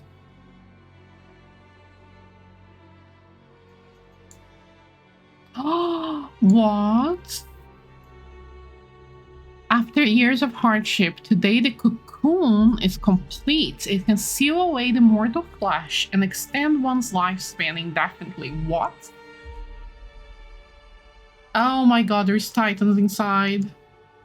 Several rounds of calibration are complete. The newly constructed cocoon is highly compatible with the titan host body. Titan host? Host for what? Tomorrow the host body will officially enter the cocoon. Our grand undertaking will finally be within reach. The soul transfer? What the heck? This is getting a mix of multiple different random themes together. Even with our frail bodies, we shall defy destiny. In this life, we have at least lived up to the name of Mafis. Please! So those moth thieves built these strange things. Oh, I need the Titans to be back. I'll be so happy if they actually model Titans in the city and we can like actually explore Heaven's Reach with Titans around. They're a type of container that can preserve a physical body for a long time. Oh, that's Later, freaky. Likely because of the soul transfer, the cocoons were modified for the Titans to use. That is so random. We've never heard of anything like that in the Nikki world. So there's Titans inside probably. That's the person that we saw. This is freaky. It is unexpected though. Like it's something really random, to be honest. Like we have already souls possessing bodies and then souls reincarnating, and then now we have souls transfer for whatever reason. That's a huge mix. We also have time loops and time travel. Like they're really doing everything. Going crazy. Doing a little bit of everything. Oh, this one is open. What? Oh my god. Ah, they're not transferring to a Titan body, maybe? Maybe they're getting a Titan soul and putting on a person? That's why they're small now? And then they don't have to model Titans. This is open. That's weird. Anyways.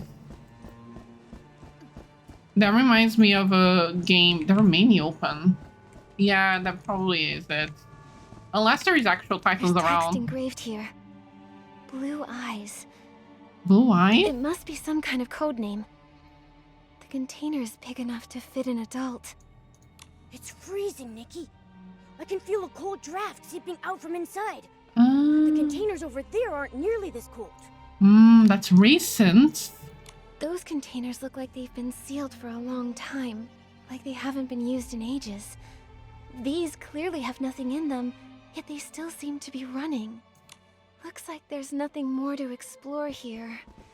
Let's chat with Angered about what we found. Oh my god, Anger has blue eyes. But he's a Praxonian. There's a lot of new information that we've never heard before. It was very unexpected. Love it. Mothis has existed for over 1,000 years. The organization felt highly complex when I was undercover, but I never expected this. That means they built everything here, including these cocoons. So it's all Muffins, not Titans. Cocoons, going from restrained caterpillars to butterflies. The people who made them must have been romantics. Not romantic. No, not interesting. Not romantic. We still have so many questions about the manuscript and the code names engraved next to those cocoons. What kind of questions? The code names. There are 10 different code names carved next to each cocoon. Mm. Names like Black Sheep and Turtle Dove. One of them is a unique size and is labeled White Sheep. These inscriptions and the manuscript match what was written on the invitation. This proves Mothis was involved in manufacturing the cocoons. Maybe they provided the cocoons to the Titans. But we still don't know what those code names actually mean. Yeah, that's weird. The manuscript mentions that the cocoons were modified so the Titans could use them. Okay, yeah. But judging by the size of the buildings in Heaven's Reach, these cocoons are too small to fit a Titan inside. Oh, is it? Wow, so the Titans are even bigger than I thought. Actually, I have a few memories about the Titans' cocoons. Why are there Esslings here? Watch out! The dark essence around us is surging. More Esslings might crawl out of it. I'll take care of these pests. I can't believe that Esslings are in Mothis' territory. Oh, they are reading with Abyss for sure. Like, that's the whole point, I think. These Esslings may be the entrance guards. Oh, I bet there's a scandalous secret behind there. Another? I think we already found out a scandalous secret, Momo. Oh my god, that's so weird. What was that sound? Are the Esslings back again? No. It's coming from above. No. Follow me through here. They can raise Esslings as guardians? Could it be that Mothis has some connection with the Abyss? Of course, Nikki. Come on, Nikki. Catch up. Oh my god. Hey! Don't walk so fast! What if there's a monster locked up by moth thieves up there? Oh, poor Momo. Those are really huge. Oh my god, the Titans! Let's go! I'm losing it. This is my dream. Oh my god. Oh my god. Why he looks like an NPC? Oh my god, this is crazy.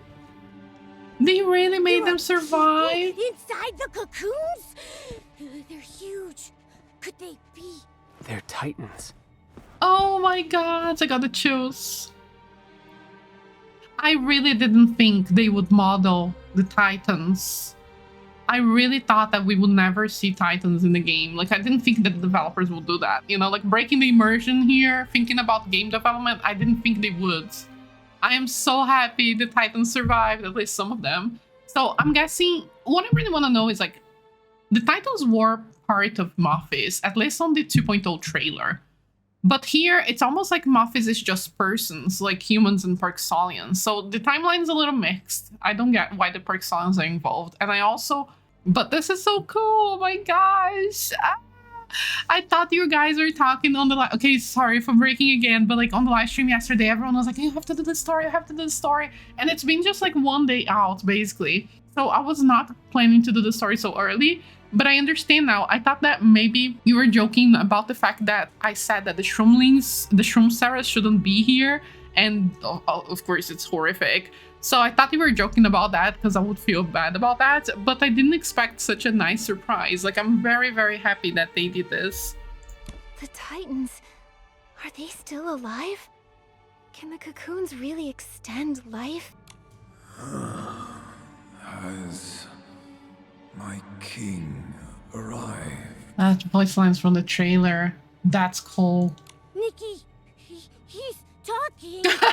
Yeah, that freaks me out too, Momo. That is so awesome. Oh my gosh, so unexpected though. Like, I would never have guessed that they were going to do like like a cocoon for keeping the Titans alive, frozen, and soul transfer. Like none of that was ever teased or mentioned before, which is a little bit of a shame because I do appreciate foreshadowing. As you guys know, I love doing theories. But even without the foreshadowing, it's kind of nice to have like this big surprise reveal, so that's fun. Wow, the Titans were silent the last time I was here. Oh.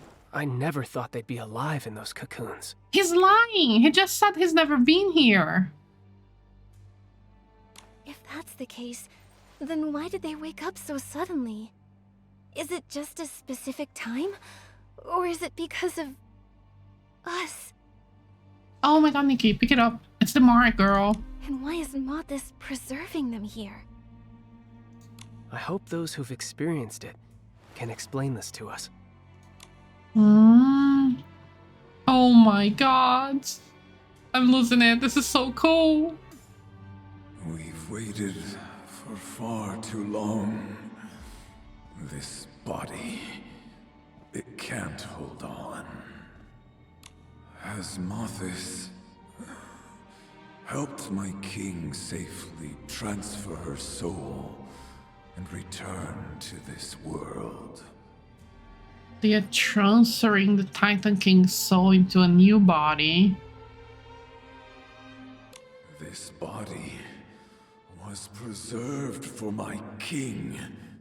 So the king is actually just being resurrected into one of these Titans frozen in time. For the sake of my king's immortality.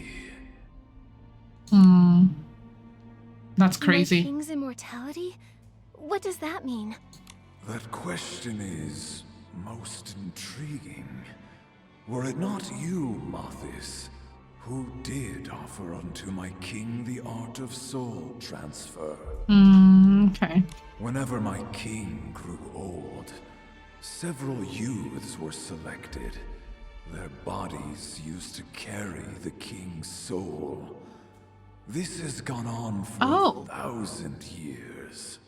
Oh, they've already the soul done of it? the aging Titan King into a young Titan body to achieve immortality. Oh, so he didn't know. So the Titan King done this over and over again. It's not going to be the first time. I thought this was going to be the first time. Like the resurrection of the Titan King was actually a soul transfer. But no, she has been doing that over and over already.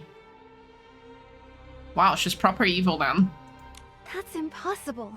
Life and death are fixed rules. How could they do something so inconceivable? How could a god even be compared to my king? We only swear fealty to the one true master of Heaven's Reach. Her Majesty Asna. The first? So there was only one Titan King? That's crazy. Asna, she was the first Titan King. So she's been living through generations using the soul transfer method with the help of Mothis. That's insane. Wait, you lot aren't... He looks like he's fading. Oh no, he's gonna die. I still find it hard to believe that the greatest monarch in the hearts of the Titans chose to sacrifice her own people just to achieve immortality. Yeah, that's insane. According to him, Mothis presented the Titan King with this technique. Even a great ruler can be swayed by corrupt officials. You aren't messengers of Mothis, are you? They would never use a word like sacrifice. I'm sorry. We didn't mean to hide our identities. It's just that everything we just heard was so unexpected. Yeah, better not piss off a gigantic Titan, I feel. You're small in stature, similar to those from Mothis. Aemon's mind has long been clouded. It's no wonder he mistook you. So they've been conscious in there? That's not even like being frozen, because like if they were frozen they would be asleep. But instead they've just been alive there. The For 1,000 years? in the cocoons have run dry. No! Would you mind adding a little bit more? Oh, stop it! Oh, I hate the Titans now. All of them. Oh my gosh, that's Look, crazy. There are lots of vessels under the steps. Are the nutrients the Titan mentioned in those? I don't care. We're not giving them. Yeah, I can smell it. This must be the one. What Too the bad there's hell? only a little bit left. We should get this back, and fast. Nah. No. I'm sorry. What? Contaminated. Power of nutrients is difficult to control. Risk is extremely high. All have been destroyed with only the remaining material sealed and preserved here for other uses to days to come.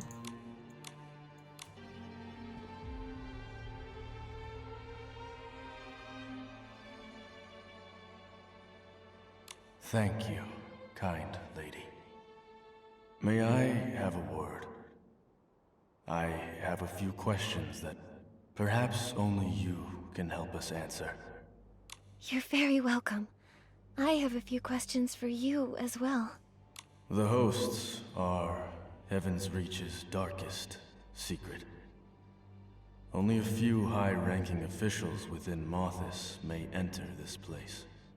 Your arrival must signify that a change has occurred. Has the king successfully arrived? Or has Mothis left? I arrived here only a few days ago. From what I've seen, the Titan King isn't here. Of course. Mothis has control of the city. The Titans completely perished 1,000 years ago. If we hadn't come here ourselves, no one would believe that Heaven's Reach still exists. So it is true. The time spent slumbering within the cocoon was incredibly long. The moment we woke up, all three of us felt as though we were in an entirely different world. 1,000 years. Extinct. The king really did fail, didn't she? My king promised she would wait for me to repay her kindness. I know that she would never break her word. You're a liar. Still struggling with the truth. When we were first awakened, you didn't believe my theories. You said I only cursed the king because I still harbored resentment. They look like Flourish NPCs, and we also not seeing Nikki with them. Like, they are only in the cocoons with this, like, foggy kind of look. I don't know, I'm feeling like this is a workaround. But these guests aren't from here. They'd have no reason to lie to us. The abandoned hosts. I know this might be hard to accept, but this land suffered a massive calamity 1,000 years ago. Many civilizations were wiped out back then. The prophecy of the end times came true. There's finally one thing in this world that did not go according to her wishes. The apocalypse passed. Oh, Yet there's a woman. Heaven's Reach remains and has welcomed new guests. Is that right? Beautiful Mothis voice. awakened us. And then they took Sui. She is the king's new vessel. The arrival ritual. They may have started it already. The fact that the Titan King hasn't arrived in Heaven's Reach doesn't spell certain failure. It could simply mean the ritual isn't finished yet. It's a golden feast, Nikki. Wakey, wakey. Perhaps she can continue to live through Sui's body. But so what? Exactly. The Titans are gone. Our fellow Titans died in a calamity long ago. I think Mothis wants something else. This is the end that stubborn king must face eventually. Unless they know that the Titan King is extremely strong, they revive her to control her and just take over the world. Or unseal the abyss, which is my main theory, that I think that Mothis, Church of Observers, etc. just someone is probably trying to unseal the abyss again. The life of a mortal is short by nature. Yet Heaven's Reach still stands even after 1,000 years. In that sense, my king has not failed. Yet now, I really long to see what Heaven's Reach looks like today. Oh. With my own eyes. So the Titans weren't all in agreement with the Titan King. So the first one was, and then the second one was against, and then this third one is kind of like just there. Maybe they were ordered to be to become hosts. Maybe not all of them probably wanted to. My king didn't abandon me. I'm leaving this place to find her. Then let's go together, my old friends. We're lucky enough to still choose how we die. Open this cage. It's colder than death itself. Let us walk toward true oblivion in the spirit of freedom. Huh? What the heck do you mean by that? Ever since we were awakened, our lives have been fading rapidly. Mothis used nutrients to prolong our lives, but after Sui was taken away, our supply was never replenished. Oh my gosh, so they chose the body that they wanted for the Titan King, and then they were like, yeah, we don't need the others, just let them die in the cocoons. That was the last of the nutrients, and we just... As you can see, death has already opened its arms, waiting to embrace us. Maybe there's some other way to keep you alive. There's truly nothing we can do now. Better to die under the sunlight than to rot in a cage. I believe respecting their wishes is the best thing to do. Meeting you today was the will of fate, revealed here and now. We entrust the end of our lives to you. Okay, amazing. Okay. I'll help you fulfill your final wish. So the robot died, the Shroom Saras are all being killed, and now the Titans are gonna die, I think? Everybody's dying. Okay. Oh, look at them! They're out!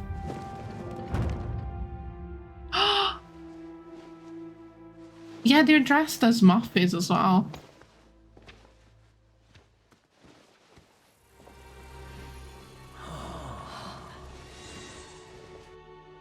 I really wanted Heaven's Reach to have Titans wandering around. I knew they were not going to do that, but I still wanted it.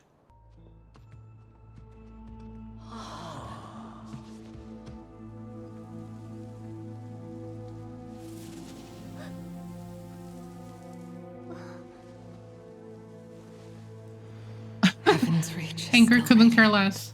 Glorious. My king. Everything you made will endure. No. My king must be there. She must be.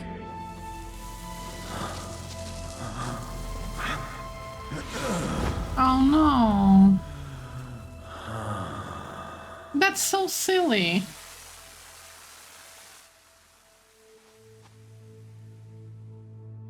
Tyreen, Fields, look at your bodies. It's all right, my esteemed guest. Nothing can outlast time itself. We should have left this world a long time ago. That's if you true. can tell the dying your name without it being an imposition on your culture, then Jyrene and I would both like to remember you in our final moments. Nikki, that's my name. A name that feels as warm as sunshine. Thank you so much, Miss Nikki. According to our custom, if a person of noble stature witnesses our end, the funeral is considered complete. Miss Nikki, thank you for being our witness. And may you live forever in the light. Jyrene, Fields, Amen. Goodbye. That's so tragic. I think that I like the shock element of surprising things happening after another. I do not like how all of the deaths feel very silly though. I like the impact, but I think that they should have been more well set up. Maybe it's the lack of foreshadowing that made me feel like that, but I feel like it's kind of silly. Like, oh, the Titans are here preserved in this cocoon. Oh, but now they are dying because they can't survive without nutrients. And then we've got like Click. Nikki fixes the thing, and then suddenly when she looks to her back, Click is just stuck on the thing. Like, that was kind of random, like kind of sudden. I know death can be sudden, and that's, again, the shock element is really cool. But I feel like it was a little bit too crazy, you know, a little bit too out of nowhere sometimes. It's more for the shock element rather than actually making sense with what's happening at that moment. But overall, really love the direction that they're taking with Heaven's Reach. It's definitely a lot more interesting than I thought they would do with the soul transfer and then souls reincarnating, and like this opens up a lot of possibilities. I'm just worried that they still haven't touched upon the fact that Nikki was on the vase. Like, until now, we still haven't heard a word about Nikki being in Itzaland 1,000 years ago. It's almost like she's forgotten about that. I really hope they explain this at least on the second half of the story, because that's really the main thing for her here. Like, all of these Shroom-Seras, the Cogbuds, the Titans, we didn't really know any of them before coming here. That was also very quick, I guess. It has less impact because of that. It's like we didn't really know them, and suddenly they are dead. So, like, we couldn't even get to know them very well. But interesting, though. I like the surprises and the intensity of it. It's definitely a lot darker. A lot darker elements and darker themes than I was expecting. So right now we are in the Sun After Millennium still on the chapter 12. We're gonna continue. They must have been the last 3 Titans in this world. Yeah. After being trapped in those cocoons for so long, they finally got to see the sun. Only to... Even though we only spoke briefly, I still feel sadness in my heart. Those cocoons helped them survive the Veilfall, but they also caused them to suffer so much. That's true. Whether it was luck or a curse, it really makes you think. Our conversation cleared up some of my doubts. We even got a few more crucial clues. I need to think this through. Okay, so Moth is a secret organization that came into existence a millennium ago. They helped Asna, the first Titan King, create the cocoons and developed the secret soul transfer technique. Through this, they enabled the soul of the first Titan King to be continually transferred into young Titans, thus achieving immortality. Getting to the bottom of things without breaking a sweat. So you can, I wonder if you can soul transfer from a Titan to a Parkstallion or a Titan to a human, or you know what I mean? Therefore, the bodies of every successive Titan King of Heaven's Reach have all contained Asna's soul. Amon called her the one true master of Heaven's Reach. So Asna was the true ruler of Heaven's Reach all along. For 1,000 years, Mophis has served Titan King Asna, providing the soul transfer technique that grants immortality. After Veilfall, 4 Titan hosts survived within the cocoons. Not long ago, Mophis appeared and took Su from among them, which is probably the host body for the Titan King. It is possible they are preparing for the revival of Asna. The cocoons developed by Mophis are capable of extending the lives of the Titans for millennia. Moreover, even after all the Titans in Heaven's Reach perished 1,000 years ago, Mophis still remains obsessed with reviving the Titan King. This is highly suspicious. Yeah, again, I don't understand why how Mophis would benefit from resurrecting Titan King. So I really think that they want to control it or use the Titan King for some reason. Considering Mophis' invitation and the sensation I felt when I entered the city, oh yeah, the Cintas have been real quiet. She hasn't really talked about, like, ever. She didn't say anything. I felt when I entered the city, perhaps they once relied on some kind of extraordinary power. Oh, the mark of the cycle. To allow souls to evade the order of the cycle. Okay, so this is... I thought that was the barrier, so it seems that was correct. So the barrier around the city is probably to prevent the souls from leaving. Like, they are using the mark of the cycle somehow. Maybe not with the barrier itself, maybe it's the mechanism at the top of the city or something like that, but they are using the mark of the cycle to stop the souls from reincarnating, so they can be transferred into another body. Then do they have their eyes on me? Because I have a I carry a clue, half of the mark. Nikki, this is it! The other half of the mark is most likely in the hands of Mothis. That's also the reason they invited me to Heaven's Reach. They want to complete the mark. Mothis likely used the mark of the cycle power to transfer the Titan King's soul. However, the mark of cycle belongs to the god of reincarnation, and the fact that Mothis was able to access and even use it is truly puzzling. That's true. How can they even use the powers of a god? Since the reign of Asna, the first Titan King, Mothis has assisted her in the pursuit of immortality through soul transfer. To escape this cycle of reincarnation, they are believed to have stolen the mark of the cycle. To this day, they continue to seek the revival of the Titan King. The Golden Fist is therefore being held in order to obtain the half of the mark of the cycle. Another thing that I just remembered that I wanted to talk about, it's just that there was a lot of information and I forgot to talk about all of it. But I was surprised that the Titan, at least Amon, seemed to really not like the gods. But Acheros created the Titans. They are children of Acheros. So I'm really curious why the Titans hate the gods. It seems that they are almost like Tyrion Genshin, where they want to, you know, maybe that's why they went so heavily on the technology and the mechanisms, because they're almost creating life on their own as well with the robots. So maybe they wanted to seize control of like life, fate, destiny, or whatever. So they wanted to cast aside the gods. Very interesting. I want to know more about the Titans though. I feel like we know very little. Did you think of anything? Mothis took a Titan host named Sui. Jyrene said they might be performing a ritual to bring back the first Titan King. But there are no more Titans left in Heaven's Reach. So why would they bring back the Titan King? We may find out soon. We're entering the passage that leads to the Golden Court, where the Golden Feast is held. Last time I followed them in, I barely survived. Ingrid's still suspicious. It's almost like because he was with the Titans in the cocoon, so he knew about that, but he didn't talk to the Titans. It's almost, to me, it sounds almost like Inger is a part of Mothis, but he's also in doubt. Almost like he's kind of like checking the information that maybe he's very low rank and didn't have access to.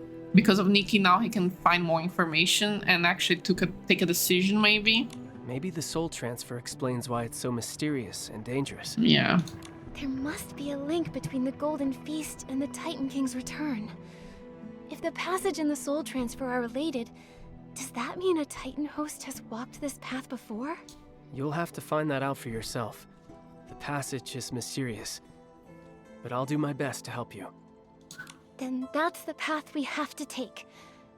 I trust you with my safety, my ally. Align rats? That's so weird.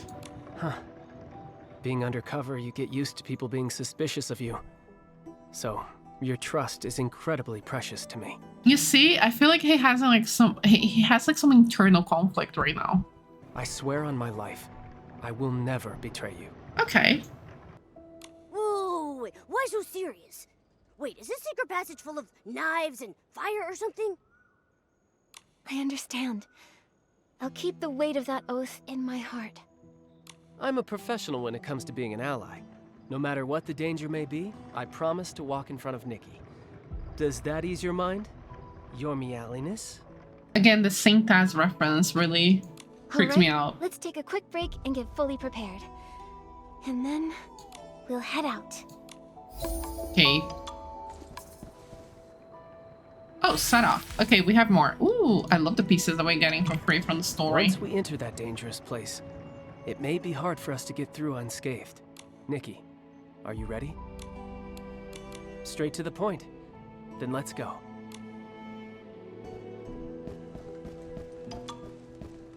What will that secret passage be like? I'm getting a little excited about going to such a mysterious place.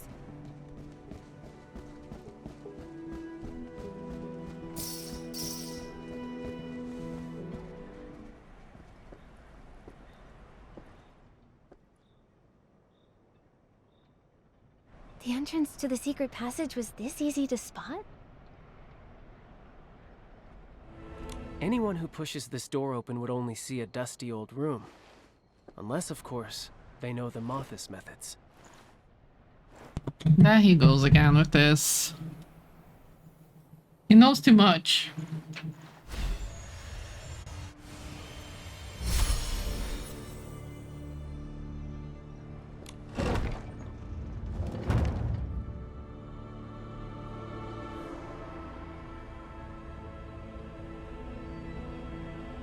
That right there is the real entrance.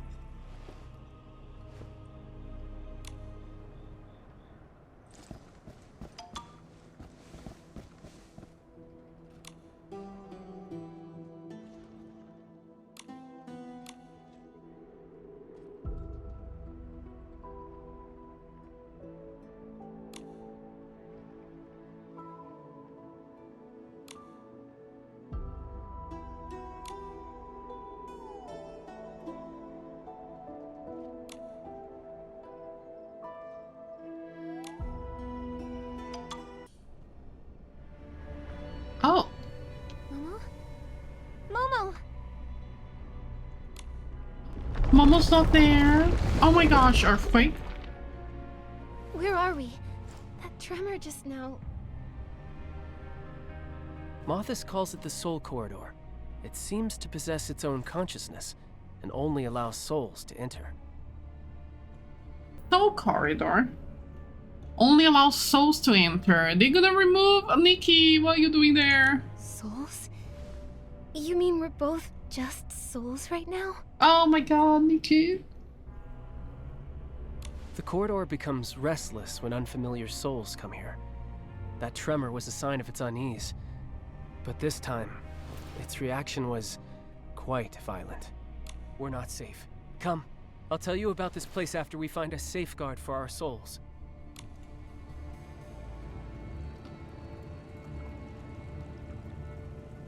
The problem is Nikki has two souls in her, the same path as hers. And then she's entering this place without thinking.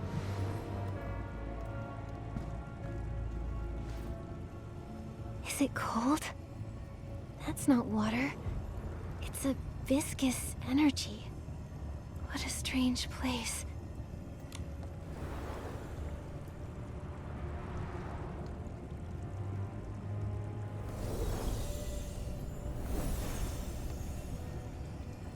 Like, he knows everything. He knows too well.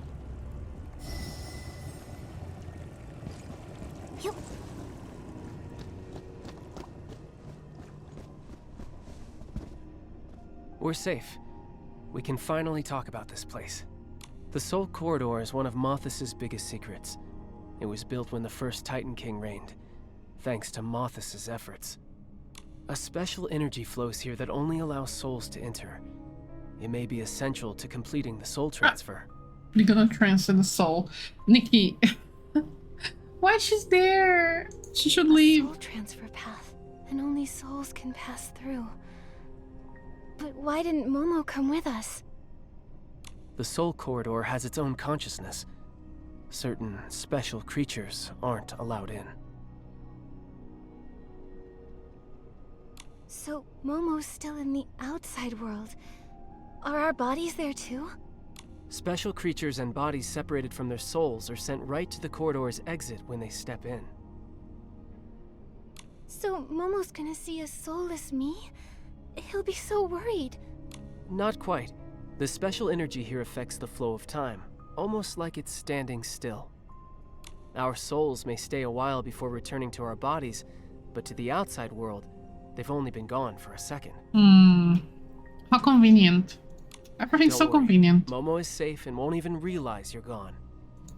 No matter what hardships we've faced, we've always tackled them together. We have to get out of here as soon as possible and find Momo. Of course. I promise I'll get you out safely.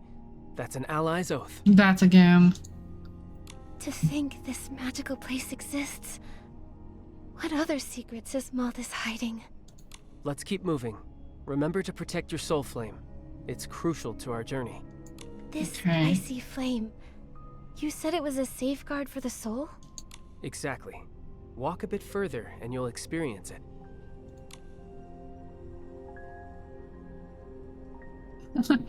This is a path to transfer souls, Nikki. Let's walk down this path. And Nikki's like, yeah, let's go. Oh my god. She's always causing me anxiety. The soul flame is about to go out. We need to get close to that soul lamp over there, fast. You feel it, don't you? If the soul flame dims or goes out, the soul gradually loses sensation. Yes. I felt like I was losing the ability to feel. Like, I don't care anymore. Oh, that's scary. That's the feeling of being lost. A soul without its body is exposed to the vastness of space. Without a soul flame as a beacon, one's existence and consciousness start to blur. If a soul becomes completely lost, it dies along with the body outside. These soul lamps resonate subtly with the flame pool where the soul flames are born. Can you replenish the fuel by getting close to them? Yes, Moth has placed many soul lamps along the path. Look for them, and our progress will go smoother. If the soul flame goes out before we find a soul lamp, is there any way to fix it? An extreme scenario. It's said that Mothis used the souls of living people to power the soul lamps when they first built the corridor. What the heck? That's creepy. If it came to that, maybe our souls would become fuel too. What? Just a joke. I've noticed you've been tense without Momo by your side. Also, the loop tail pike had disappeared. Only an undercover agent like Mr. Angert would tell a scary joke to lighten the mood. She didn't like it. Poor Nikki, away from Momo. There was one time she was as well, and she was really stressed out.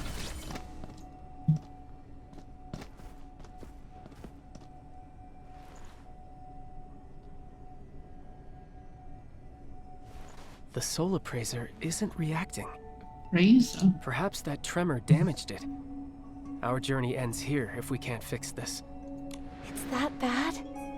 Souls can only move forward when they receive the soul appraiser's approval. Otherwise, the soul corridor stops us from exploring more. It looks so empty. There's no other path we can take? I've tried. Without its approval, our souls are blocked, no matter what. Fascinating. It sounds like it's alive. An intelligent being. Oh my god, Nikki. Did you see anything about repairing the soul appraiser in Mothis' files? I'm a professional after all. I wouldn't overlook useful information. Sure. From what I recall, Mothis only mentioned referencing the Titan's techniques when building the corridor. They didn't leave repair instructions behind. Maybe repairing the soul appraiser is easy, so they didn't think to record it. As for the Titan's techniques, I can try to get the soul appraiser running again.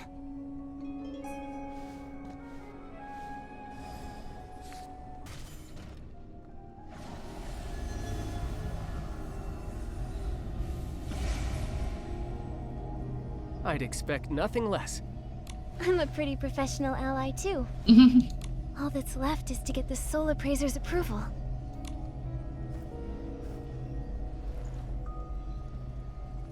Put your palm against the soul appraiser. You'll relive your past memories, almost like you've gone back in time.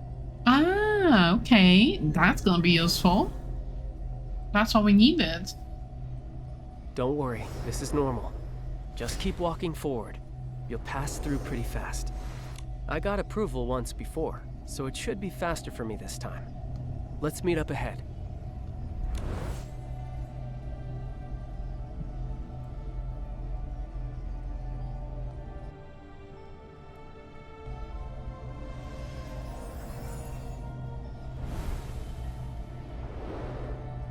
My memories shall unfold here.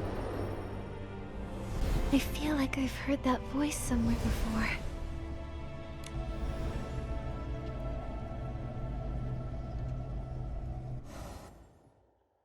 That's Titan King? Maybe? Where am I? Yeah, okay. Or maybe same task? I'm just confused because it should be her memories. Or it's just past memories in general. Doesn't really matter.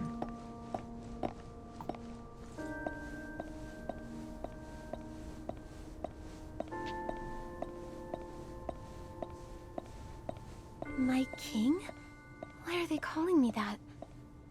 Who am I? It's the Titan King. With a dress? Asna, King of the Titans. The one and only King of Heaven's Reach. No. end, it turns out, the gods are nothing. They changed her design completely. And her voice. Our home is flourishing. Everyone is working so hard. Even though their faces are covered in sweat, their smiles are so bright. It's wonderful. But sometimes I worry.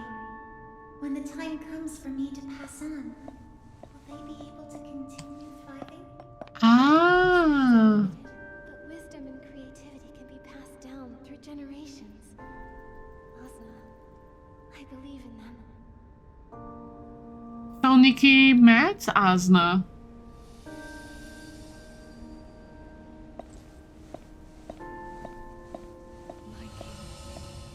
The years flow by like water. How we wish we could live forever in heaven's reach, protected by you. So Asna met Nikki when she was here. I'm growing old too, but I swore an oath to protect my people for all eternity. As a ruler, accept death, or forge a new path. Oh my god. Okay. So I guess her voice changes because she's gonna be taking over other bodies. But okay, so interesting information is that Asna doesn't seem to be evil, actually. I mean, maybe she will obviously be corrupted in the way, but she started with okay intentions. Also, she has met Nikki. So I'm guessing Nikki visited Titans and Acheros really far early on, like very early on, way before dragons, Saintas, Sparksolians appeared. So like hundreds of years maybe before, maybe 1,000. So maybe Nikki visited 2,000 years ago, not 1,000 years ago. Could be any time really. I'm gonna click toward the end. That's crazy. I imagine there must be a different kind of scenery in the place life cannot reach. However, I have not fulfilled my promise. How could I simply abandon my people? Our home has been destroyed by natural disasters. Sister, don't leave me! What should I do?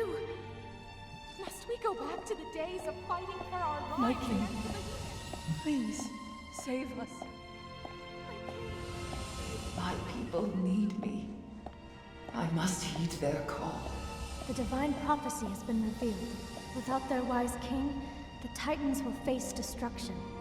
But we present to you a new choice. That's Moffis. Very suspicious. Divine prophecy. They just made it up. I must live on. Oh no, Titan King, don't do the wrong things. The mark of the cycle is the divine authority. Master it, and one can escape the cycle, transcending life and death. There hasn't been a trace of the gods on this land for a long time. Oh. If the gods have abandoned their people, then I shall be the one to carry the duty. Wait, so the gods already left? But Acheros was still alive here, because the Perksonians and the dragons haven't taken over yet. So Acheros is still alive, he just like disappeared? Because the Saintas hasn't been born. Mother, you've come. I'm glad my body can be of use to you. No, her own I've daughter? already made up my mind. My last words are, I love you. Not even death could change that. That's insane. Almas, my flesh and blood. I love you too, just as I love every one of my Titan kin. I will become eternal for all of you. That.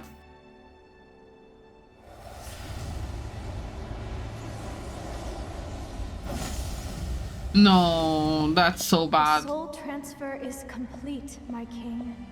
Use your new youthful body. Enjoy time unending with your people. Nah, that's so Another wrong. weight I must carry. I should go see my people and hear their wishes.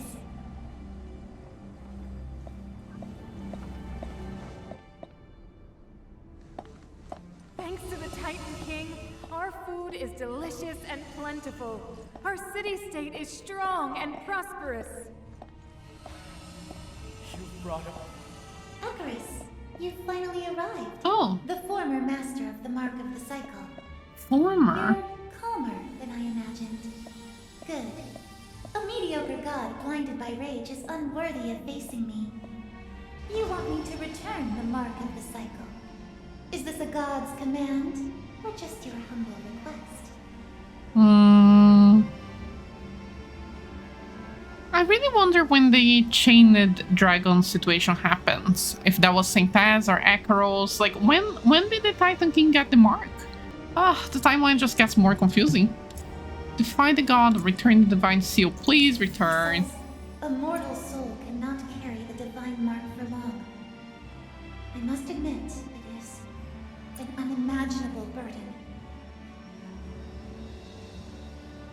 But if I stop here, how will the god treat a sinner who stole the divine mark?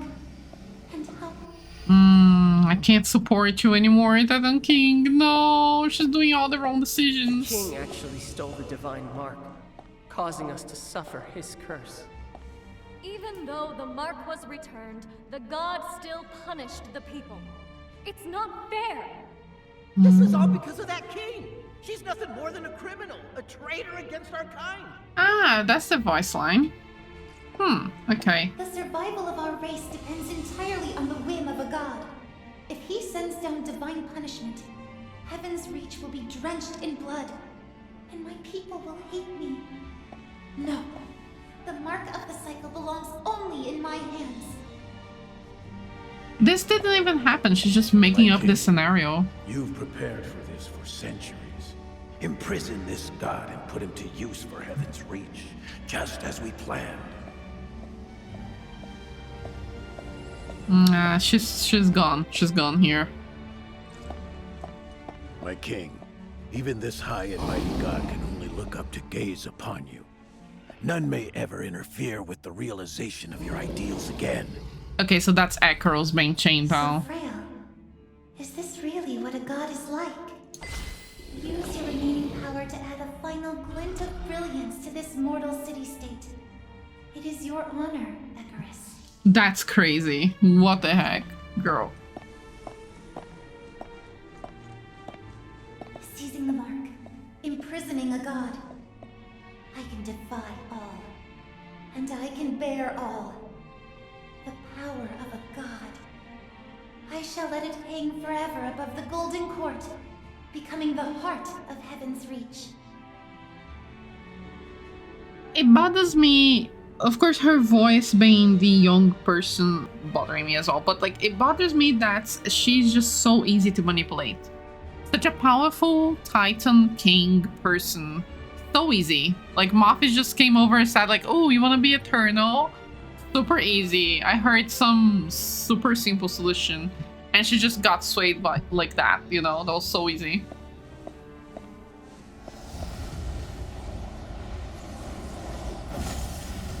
Okay, now it's like generation after generation, I suppose.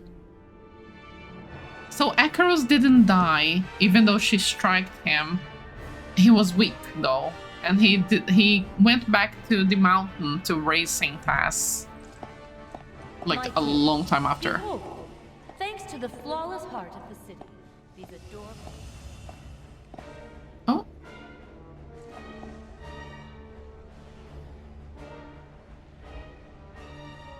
You've publicly questioned the royal decree multiple times, cursing Heaven's Reach and its king. Such a person cannot exist. What? Moffat was already controlling the city of sorts. Impossible! How could my king be an immortal monster? Ah, so not everyone knew. Soul transfers? My king actually sacrificed her own people for her personal desires. You already know my king's secret. Even if you refuse to be a host, you cannot be allowed to live. Yeah.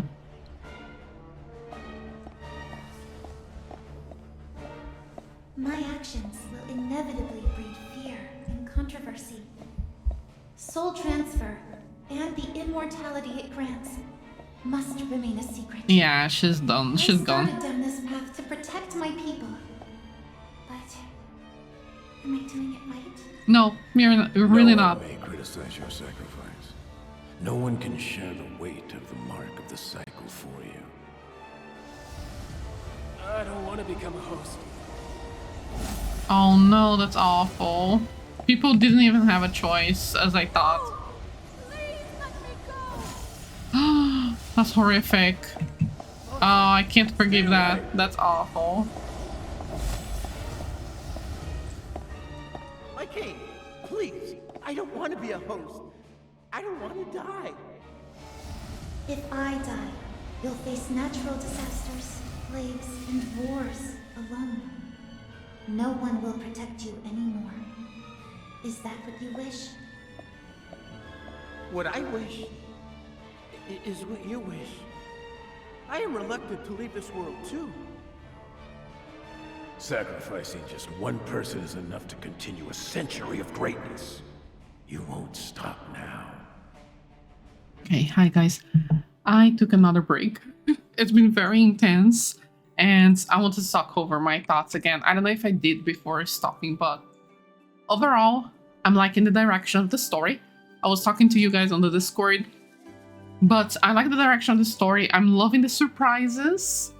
Really love the surprises, although I would have appreciated foreshadowing first, because I do love theorizing and analyzing details. And I feel like they didn't foreshadow any of the main elements here, which is just a shame because it would have been even more fun and more satisfying. But even without that element, I think it helps the surprise, the shock, the impact. And I appreciate that. Love the direction that it's going. I love that it's getting more serious as well. I hope Nikki kind of like gets a wake-up call, you know what I mean? So I'm loving all of that. I think that my love for the Titan King has been diminished. I cannot support that.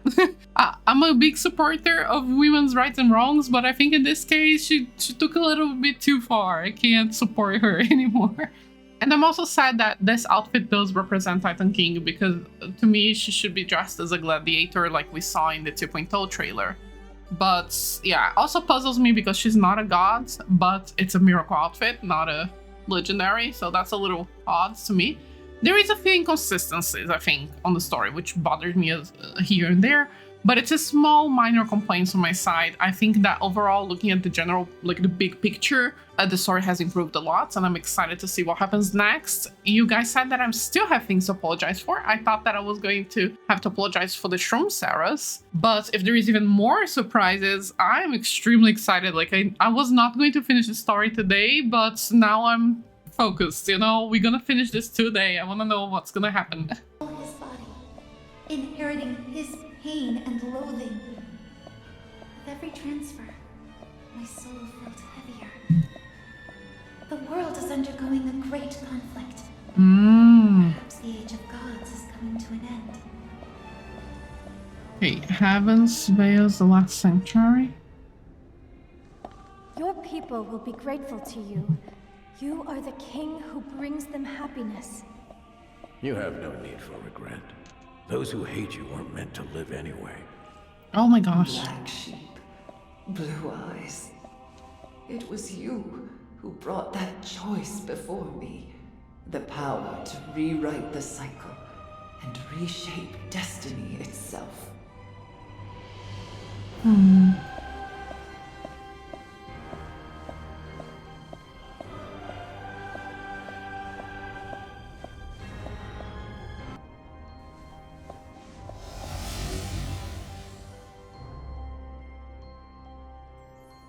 My king, thank you for granting us this audience. Black sheep. My kin That's the were leader. once nothing but fodder for the gods. We turned our backs on our homeland to escape that same fate. But our people knelt before the gods' descendants in the boneyard. Only the 9 of us remained, refusing to accept any divine grace. We heard of a great king who does not blindly follow the gods. We offer you the Prophecy Stone to help you forge a godless kingdom.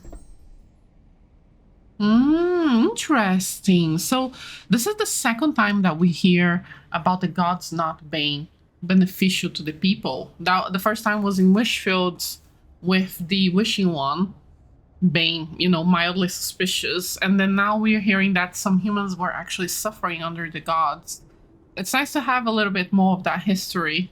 How can it help me? Does it know my deepest desires? The Prophecy Stone has already answered. You wish to live forever and to protect your city. Trust us, Master of Heaven's Reach. We will do all we can to help you, to make you eternal for the sake of Heaven's Reach.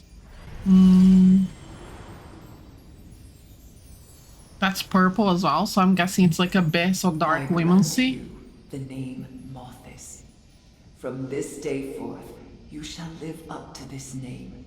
Like moths from a cocoon, you must chase the light, no matter the cost. I was willing to accept the unacceptable, to bear the unbearable for my people. I gave it my all. But in the end, my life and everything in Heaven's Reach, it was all destroyed because of it.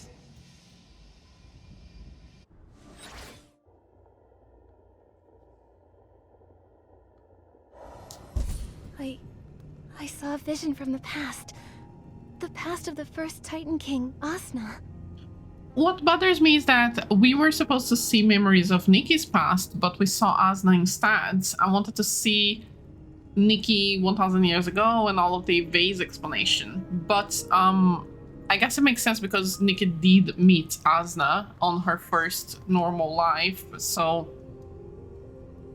Her soul passed through this corridor countless times during the soul transfer. I even saw myself in her memories. Yeah, okay, perfect. But her voice is different from the one I heard in the Colosseum. Yeah. That voice was from the memory sensed by the Heart of Infinity. Darker and more corrupt. That was so much to process. I need to piece everything together. The Titan King's memories date back over 1,000 years. Okay, so the timeline is still a little confusing. I wish they would give us like years for each thing that is happening. Would be really, really helpful. But anyways, let me read. 1,000 years ago, the 9, who were originally from the same blood as the Parksolians are, broke away from their people and fled to Heaven's Reach carrying the Prophecy Stone. We don't know what that is exactly yet, but anyways, they then presented themselves before Asna, the first Titan King. The 9 and the Parksolians once served as divine foods. They took the Prophecy Stone from their homeland and fled to the Boneyard, but were divided over whether to submit to a god once again or not. In the end, the 9 chose to side with the Titan King, who neither believed nor depended on the gods. So the 9 kind of like got separated from the Parksolians there. The Parksolians became actual Parksolians. The 9 went over to serve the Titan King. Really interesting. I'm really, really loving that they are giving us more insight on what the Age of the Gods looked like.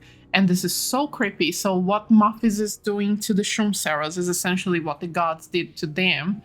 So very interesting. I would love to know more about the gods there. The 9 are the founders of Mothis. They granted Asna the secret soul transfer technique, bestowing upon her the gift of immortality. The name Mothis, symbolizing a moth breaking free from its cocoon, was bestowed upon the 9 by Asna herself. The cycle of life and death should have been fixed, but Asna ultimately succeeded in transferring her soul because of her soul carrying the mark of the cycle. This is what I'm really interested in. Like, if Akaros only came back later to pick back the mark, how did she even get the mark in the first place? Was it really gifted from Akaros to her? For the Titans, everything Asna did was a secret. Click once mentioned that there was a Titan King who, in order to protect the Titans, eliminated a threat to her people. That so-called threat was likely Akaros. That must be it. To achieve immortality, the Titan King Asna once traveled to the cradle of reincarnation and seized the mark of the cycle. Okay, perfect. So they explains, even going as far as to imprison Akeros, the god of reincarnation. Akeros later came to Heaven's Reach in an attempt to retrieve the mark of the cycle and compel Asna to return it. However, the Titans were unaware of all of this. In their eyes, every successive Titan King was just another wise and virtuous ruler. With the mark of the cycle and the help of the Nine, Asna was able to achieve immortality through the soul transfer. However, she concealed the entire truth from the Titans, including the imprisonment of a god. Which is interesting because Nikki said that on her memory from the Coliseum, the voice of Asna was already corrupted by the Abyss. That's why her voice was different. But then here is saying that Asna first captured Akeros, so she was already corrupted before doing the soul transfer. I thought that maybe the soul transfers were corrupting her. So yeah, so she was evil from the get-go, I suppose. The names Asna gave to the Nine, such as Blue Eyes and Black Ship, matched the inscriptions once carved upon the cocoons. These cocoons were used for imprisoning Titans, or extending the Nine's lives, I suppose. One step closer to the truth. That's what Moffies want. They want immortality. Which is interesting, because that was like one of my oldest theories, was that the cultists wanted to seize Akeros' powers to live forever. But I think that Parksolians are actually mutated humans. What if they wanted Akeros' power to grant eternal life, making themselves immortal, and in the process they end up looking like a human Akeros experiment? That is like from 2.0 theory, kind of. Really old. Unlike Asna, whose souls carry the mark of the cycle, the Nine are unable to achieve immortality through soul transfer. So they can't transfer souls because of the lack of the mark of the cycle. Only Asna can. But the Titans who survive for a millennium within the cocoons hint at another path, preserving the body itself. It is widely believed that the Nine extended their lives by entering the cocoons during each generation of the Titan King's reign, slumbering within until called for the next soul transfer. For 1,000 years, the Nine prolonged their lives through the use of the cocoons, aiding Asna in each transfer of her soul. Perhaps over the course of that millennium, most of their existence was spent in slumber within the cocoons. Before the veil fall, Asna concealed Heaven's Reach beneath the Haven Veil. One step closer to the truth. This is the truth behind the disappearance of Heaven's Reach. However, the Titans still perished, and Asna said that she was the one who brought about their destruction. According to Asna's memories, if Heaven's Reach had already been concealed by Haven Veil during the Veil Fall, then the true cause of the Titans' downfall was not outside forces, but a catastrophe from within. We also kind of like knew that, right? The mark of the cycle once whole within Asna's soul was split into two halves. One of those halves has now found its way to me. So I'm guessing maybe the Saintess was the one responsible for this. Or maybe the Titan King was finally regretting her choices and cooperated with the Saintess, hopefully. A catastrophe still occurred within the city itself. In the end, the Titans perished and the mark of the cycle within Asna's soul was split into two halves. Very interesting. It explains some of the things, some of the questions that we had, but not all of them. But this is a really good summary. It's just a shame that this is all like a read-through instead of having voice lines. That would have been made this perfect. Even if it was Nikki reading this aloud, that would be so good. Everything within Heaven's Reach was clearly destroyed by a disaster. Yet, 1,000 years later, the so-called Moffies still remain active. Why did they serve the Titan King with such loyalty? Who is directing their actions now, and what are they trying to achieve? Before attending the banquet, I must unravel these mysteries. In this memory, I came to Heaven's Reach 1,000 years ago and became friends with Asna. So probably one of the leaders right now is one of the 9 who woke up from the cocoon, and that's why the cocoon was open, right? So that's what I'm guessing, that one of the 9 is behind all of this. With me and Momo, or the encounter with the Guardian Beast. It all just reminds me that I've been connected to Mirrorland for a long time. That's it? That's all she's gonna say about it?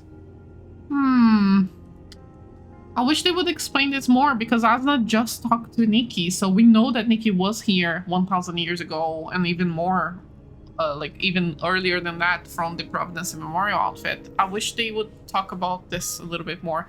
But so yeah, so I don't remember the code names of all of them, but I remember that the cocoon that is open is the sheep, some sheep. So I'm guessing that's the current mastermind there. They just woke up right now. It's kind of like Fallout. They're kind of copying Providence Neverland and then Fallout, and they mix it up. One singular story here. I hope one day I can find answers to all of this.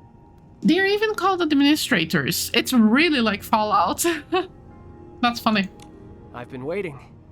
Looks like you took a trip down memory lane. I saw the memories of Asna, the first Titan King. Goodness. Either the Soul Appraiser has damage we failed to notice, or this sentient soul corridor revealed all of this to you on purpose. So many strange things have happened here. I don't think anything could surprise me anymore. In any case, we're getting even closer to learning the truth behind Heaven's Reach and Mothis. That's a good sign. With that attitude, you can succeed at anything.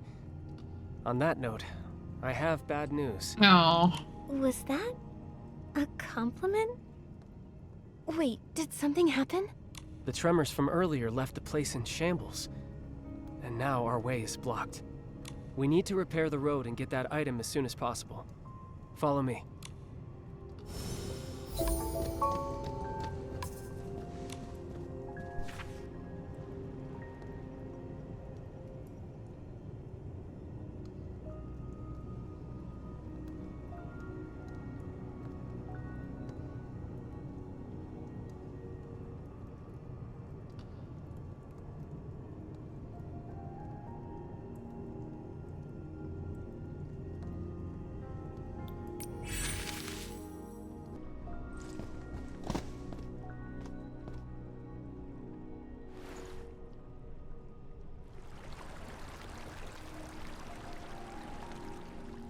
Anger, what's this item you mentioned?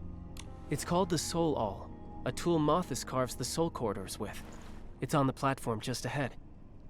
It can sever the flow of energy, destroy the corridor's constructs, and even extinguish souls. Okay, why would we need that? Why do we need the Soul Awl? Is there something dangerous up ahead? Just a precaution. In my experience, soul corridor exits aren't too easy to get through. I've been worried sick this whole way. Did you notice I've been quieter than usual? No. Not really. If Momo were here, he'd say something like, "Your mouth hasn't stopped moving for even a second." I actually miss that chubby kitty. It's been a while. I miss him too. That's why we need to get out of here quickly. Aw, poor Nikki. These shattered gems are called reminiscence crystals. They're unique stones capable of storing souls' memories and projecting them. Mothis spent a long time researching them. That soul appraiser was actually crafted from these crystals.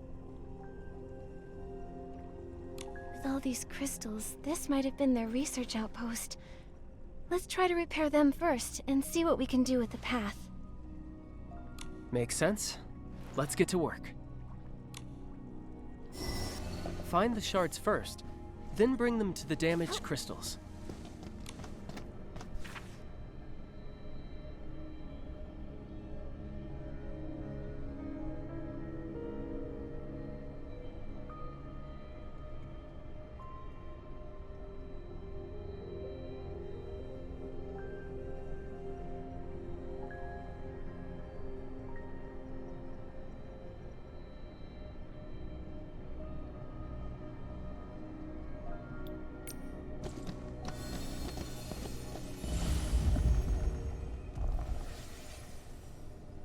Once the technology is perfected, we can transfer our souls just like Asna did. Then we can finally rid ourselves of these fragile bodies. Chief, I believe you'll recover very soon. Ever since this child was born, I've been wondering, does everything we're doing now truly align with our original vision? We hated being bound and tormented most of all. What we wanted was a new world, A place where gods and mortals are equal, where a child can live in peace. But now, we're just like the god of our homeland. We imprison a life, ignore cries of agony, and use flesh and blood to pave our path to idealism. So, yeah, that's exactly. She's right. She was the leader, wasn't she? I don't know. There are many ships, so I'm not sure which one is which, but I think that was the leader. So she's finally figuring out that they are doing exactly what they were against. This can't go on. We should release the god. If we don't, it'll just lead to a bigger tragedy. I think she's talking about Akaros. I saw that person in Asna's memories. She's the Black Sheep, the original leader of Mathis. They performed the soul transfer for Asna, so that one day they could get new bodies for themselves and achieve their goal. Anger, what's wrong? So, that was Black Sheep's wish. In her final moments, she felt regret for what they had done.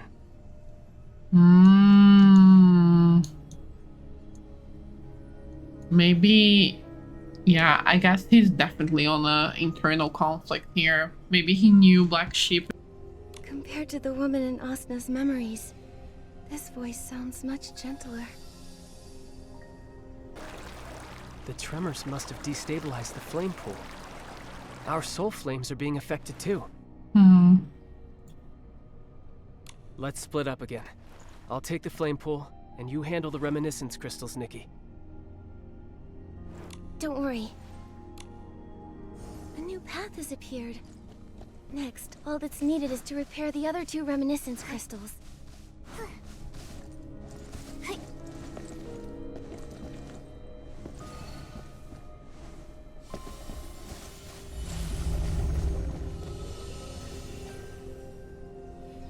This is bad. The Titan's outside. They've melted into liquid gold. What? It's the heart of the city. You all heard it last night. That tainted heart. It made a terrifying sound unlike anything we've ever heard. Oh, interesting. And then Asna died a sudden, violent death upon her throne. Quit your fear-mongering. I've already preserved Asna's soul. When the next soul transfer happens, we'll... Ah, it hurts. It hurts so much. Am I going to die? No. Oh, weird. I don't What want was to die. happening? It must be the curse. The god's curse. None of us can escape it.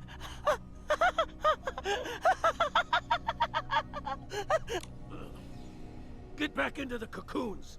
That's an order. At least we can hide in there. Is this the moment the Titan race perished? Blue Eyes and the others were struck by the curse and hid inside the cocoons. But I didn't see their bodies inside the cocoons earlier. Yeah, so they went out. Okay. I want to know what this curse is, though. That's so weird.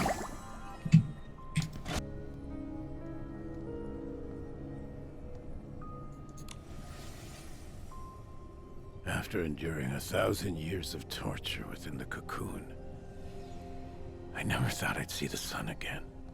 We found the fuel to restart the heart of the city, and the host bodies for the soul transfer are well preserved. Everything's going even smoother than we imagined. But that woman's plan failed. She took the mechanical scene, claiming she had a way to bring back Asna, but... So that's recent. That's from Medal now. White Sheep has already located the other half of the mark of the cycle. Soon she will return. That god is ridiculous, tormenting us with a curse that keeps us out of the cycle of reincarnation. So what? Fate is held only in the hands of the strong.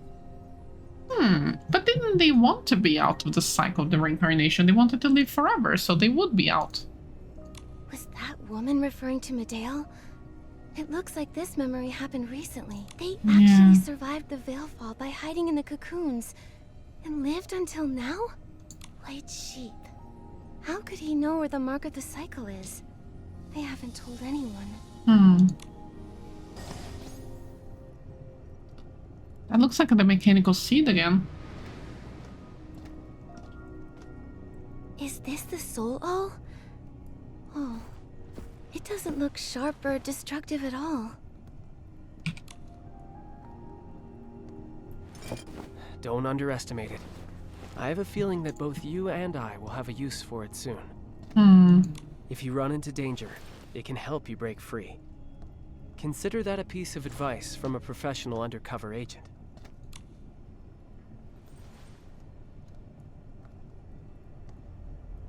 What's wrong? You sound like you know exactly what's gonna happen next. Mothis went to great lengths to lure me to Heaven's Reach. The Golden Feast is just up ahead, but I still haven't discovered their true objective. Is it really just to bring back the Titan King? What could the Titan King even do for them? Can you tell me, Angert? She finally clocked it.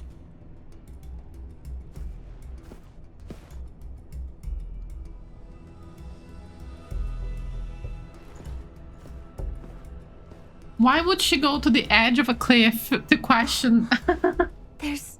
Oh no, she didn't clock it. Okay. Before I answer, oh my gosh. Nikki, have you ever wondered?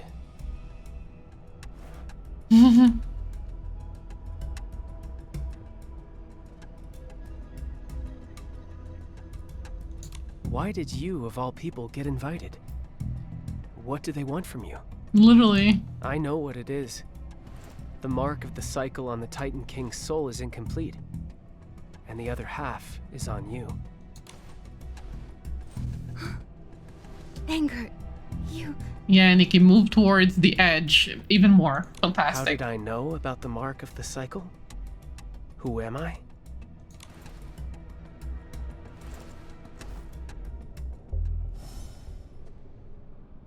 It's my fault.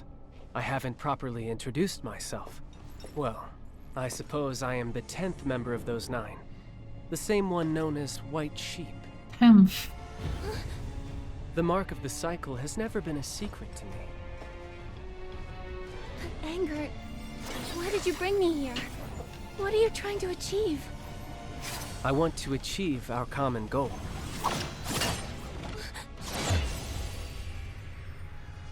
Do not forget my promise. Also, that piece of advice from me. Okay.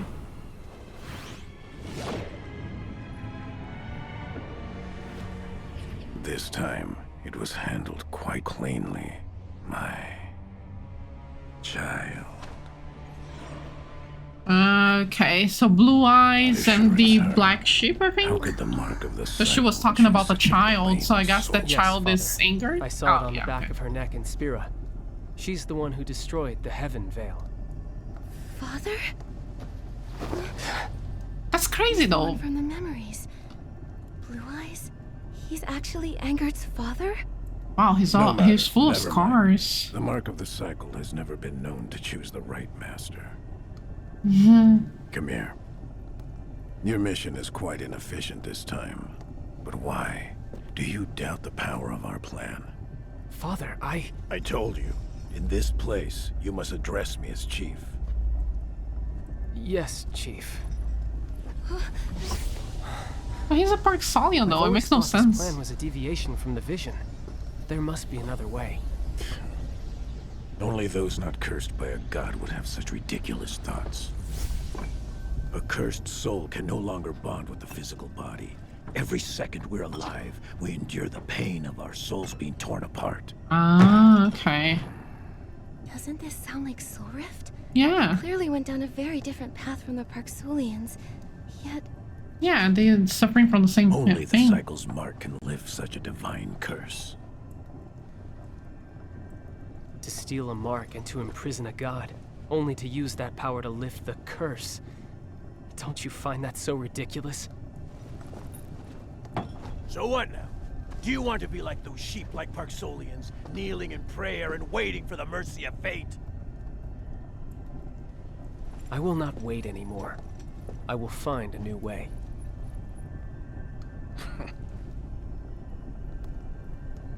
The soul ball. Angert said it could help me out of a bind. Could it be that he... Angert seems to be buying me time. I'll try striking with the Solal to see if there are any weaknesses here. Okay, we got some interactive parts here.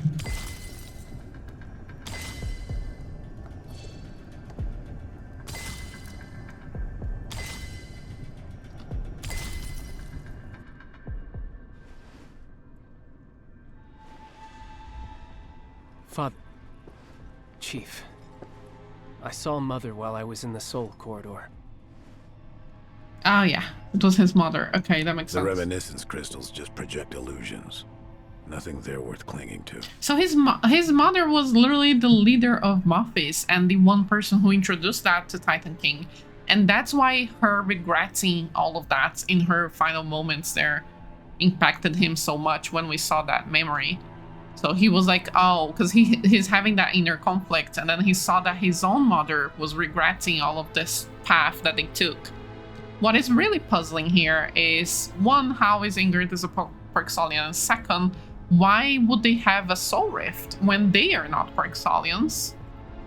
But I heard Mother's wish for the first time. What did she say? Also, he's full of scars. Like, again, this scar is so weird. Everything. Like, they really suffered at the hands of the gods. She wanted a new world without chains, where gods and mortals are equal, where children live in peace. Black Sheep. She's Angert's mother. I haven't heard those words in a long time.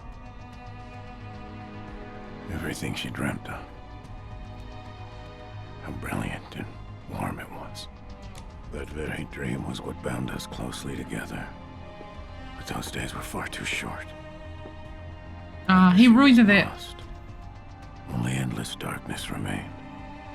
But now, with the help of that Lord, I will relight that flame. I will make the world she desired a reality. With the help of that Lord, I will relight the flame. Oh my gosh, maybe that is the Abyss. That would be so amazing. What a great way to tie in. The Lord from the Abyss? Yes, let's Did he tell you go. that by bringing back the Titan King and controlling the mark of the cycle, you could break the curse? That you could rule the world? Did Turtle Dove tell you that? That soft-hearted teacher of yours is always telling you too much. I believe that Lord had ulterior motives. If he hadn't awakened us and granted us power, you and I would still be rotting away in those cocoons. He inspired us. Asna's merely a vessel. We are the ones at the helm. Yeah. When Asna opens her eyes, it will be the moment we take total control of the mark and create our new world. 1,000 years ago, the Nine thought they'd won too. Look what happened to them. Are you sure you'll find what you're after? You're just like your mother sometimes. So hesitant, even at the most important of moments. You're full of weakness and compassion.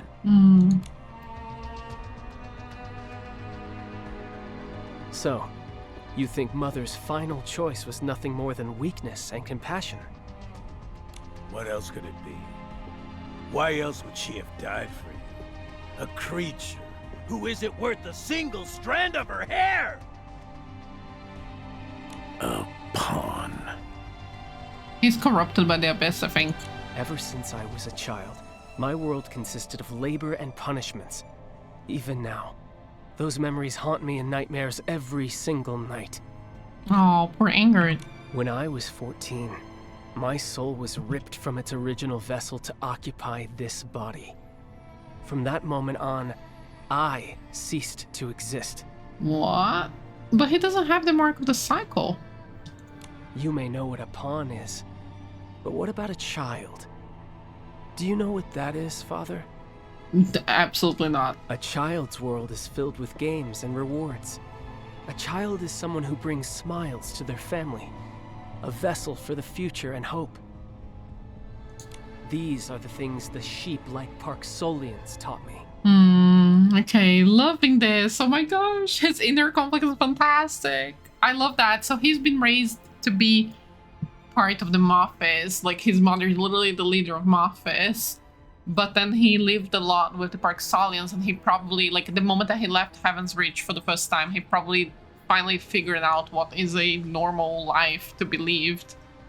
And then all along he's been like thinking all these thoughts. It's interesting that he's confronting his father about it though. Like, I would think that he wouldn't even try to talk, but he's really giving a chance here. But I feel like his father is just purely evil. I don't know if it's he's corrupted by the Abyss or if he's just like an idiot, but I don't think talking will make much difference here. I went to great lengths to have your soul transferred into that Parksolian boy's body. What the You heck? worked undercover in the Boneyard for years, and this is all you learned. Pathetic. I really don't get it. They literally just said that you can only transfer the soul of the Titan King because she has the mark of the cycle. Did they find another way, maybe? This is a little inconsistent. But also, does that mean that they just killed the Parksolian guy? So Magil's friends never was his friends? Or, like, it depends on his age, I suppose? Went to soul transfer too? How did he... Or is this, like, recent? Without the mark of the cycle, the success rate of a soul transfer is less than 1 in 10,000. Ah, okay. Why did I have such good luck in this matter? Yeah, interesting.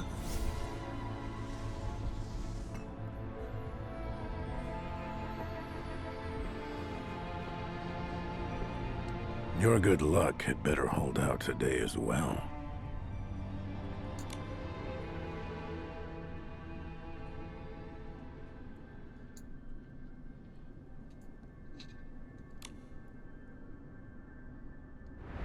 Oh, there he goes again. Angard signaled me.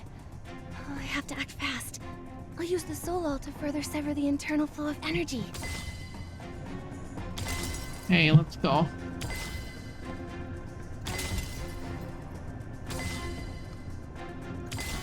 Bring her right over here.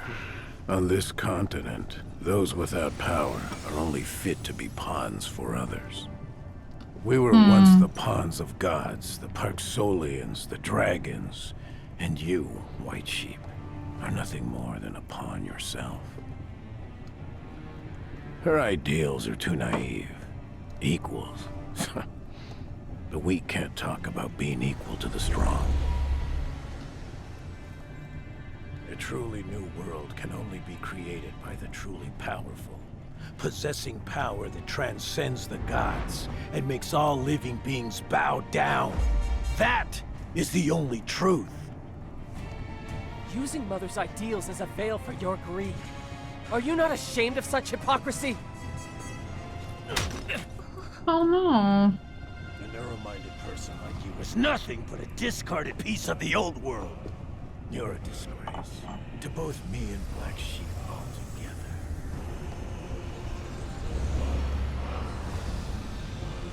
Perhaps I am narrow-minded, Father.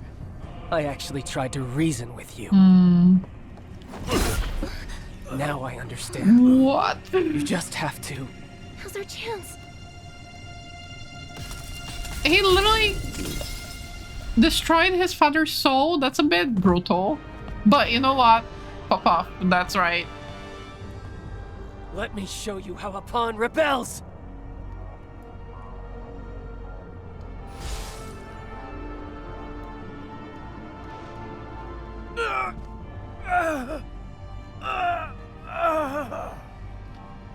You're not worthy to talk about Mother, let alone twist her vision with your new world.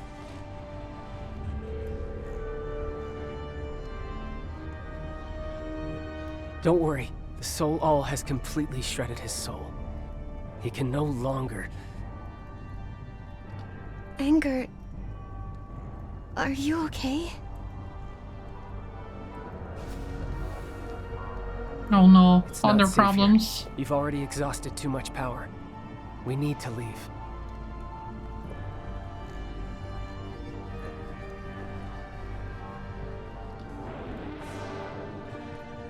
I'm sorry. I promise I'll answer all your questions once we're out of the Soul Corridor.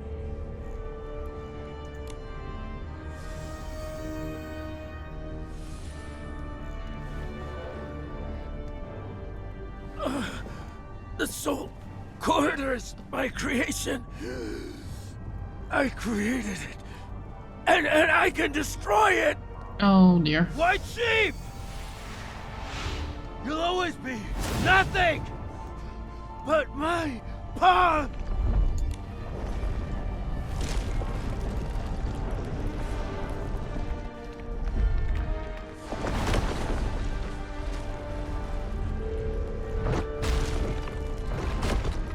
Go that way.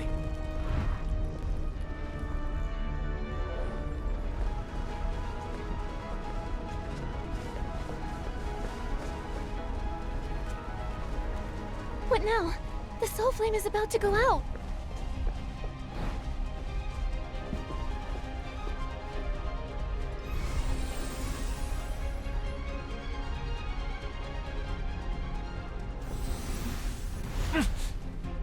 What? There's no time. Go! We can't go back. We have to find an exit in the other direction. Hurry, Angert! Quick! We're nearly... The soul flame. It's fueled by your soul. Hurry!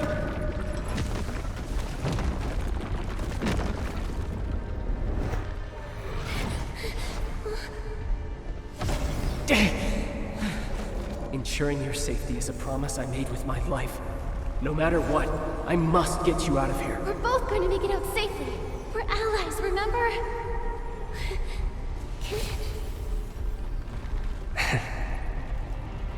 Ending the evils of Heaven's Reach alongside my ally was once my greatest wish. It's a pity I couldn't see it through. I'm sorry for dragging you into this danger.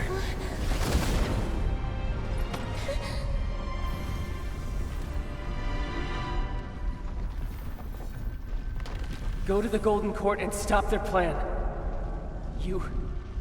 I know you can. His soul will be trapped there? I'm sorry, Nikki. From here on, you'll have to take the stage alone. Interesting.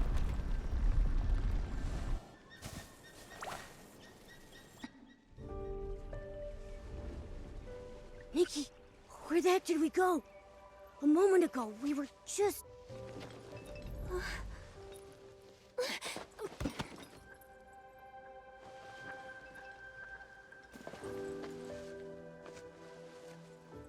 What happened? Is something wrong with Ingrid? Oh no, poor baby. Nikki, he... Angert sacrificed everything so I could leave. Oh, so he's dead.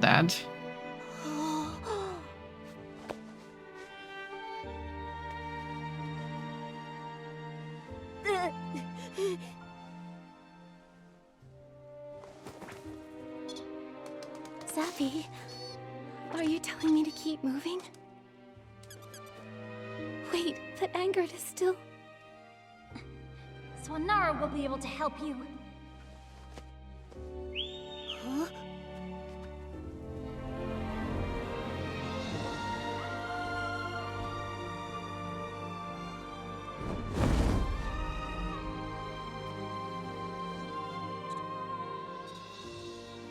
Okay, I guess he's not dead. Maybe she will try to save his soul later. Take him back to the boneyard, okay? Is this for me?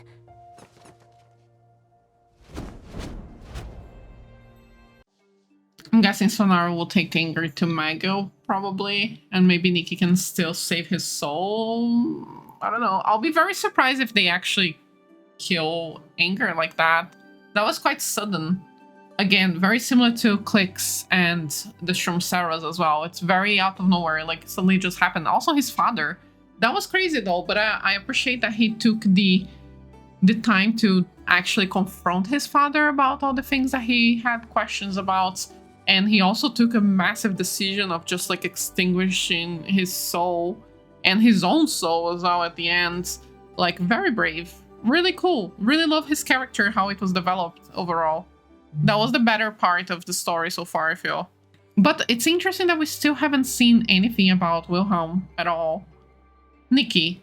Although I've been praying this letter would never have to be sent, if my luck has finally run out this time, Zappy will surely deliver it into your hands just as instructed. According to the plan, by the time you open this letter, you must have already left the Soul Corridor and learned the truth of my origins. I understand that by failing to confess everything to you from the start, and instead exploiting your trust to carry out this desperate all-or-nothing gamble, I have hurt a truly sincere and kind friend. For this letter, please allow me to offer you my deepest apologies and to lay out the reasons behind it all. Ever since the 9 awakened from the cocoons, they have been searching relentlessly for the other half of the Mark of the Cycle. Medel's failure only drove them deeper into madness. They began strictly monitoring every movement in the boneyards and even plotted to let the shadows of the abyss engulf all of Itzaland. Oh my gosh, the Purple Mountain. That's it. As white sheep, I had been sealed away inside the cocoon ever since my birth for 1,000 years. Oh my gosh. So he never knew real life, I guess, until he went to the boneyard and met the Park Stallions, met Magil, Medel. So he probably like really sees them as family instead.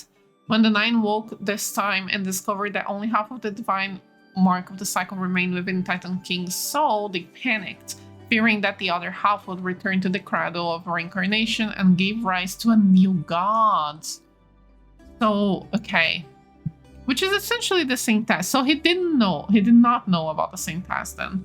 They pulled me from the cocoon. They raised me to be an undercover agent, serving my soul to swap it with a Park Stallion orphan so I could infiltrate the boneyard and spy on the cradle of reincarnation.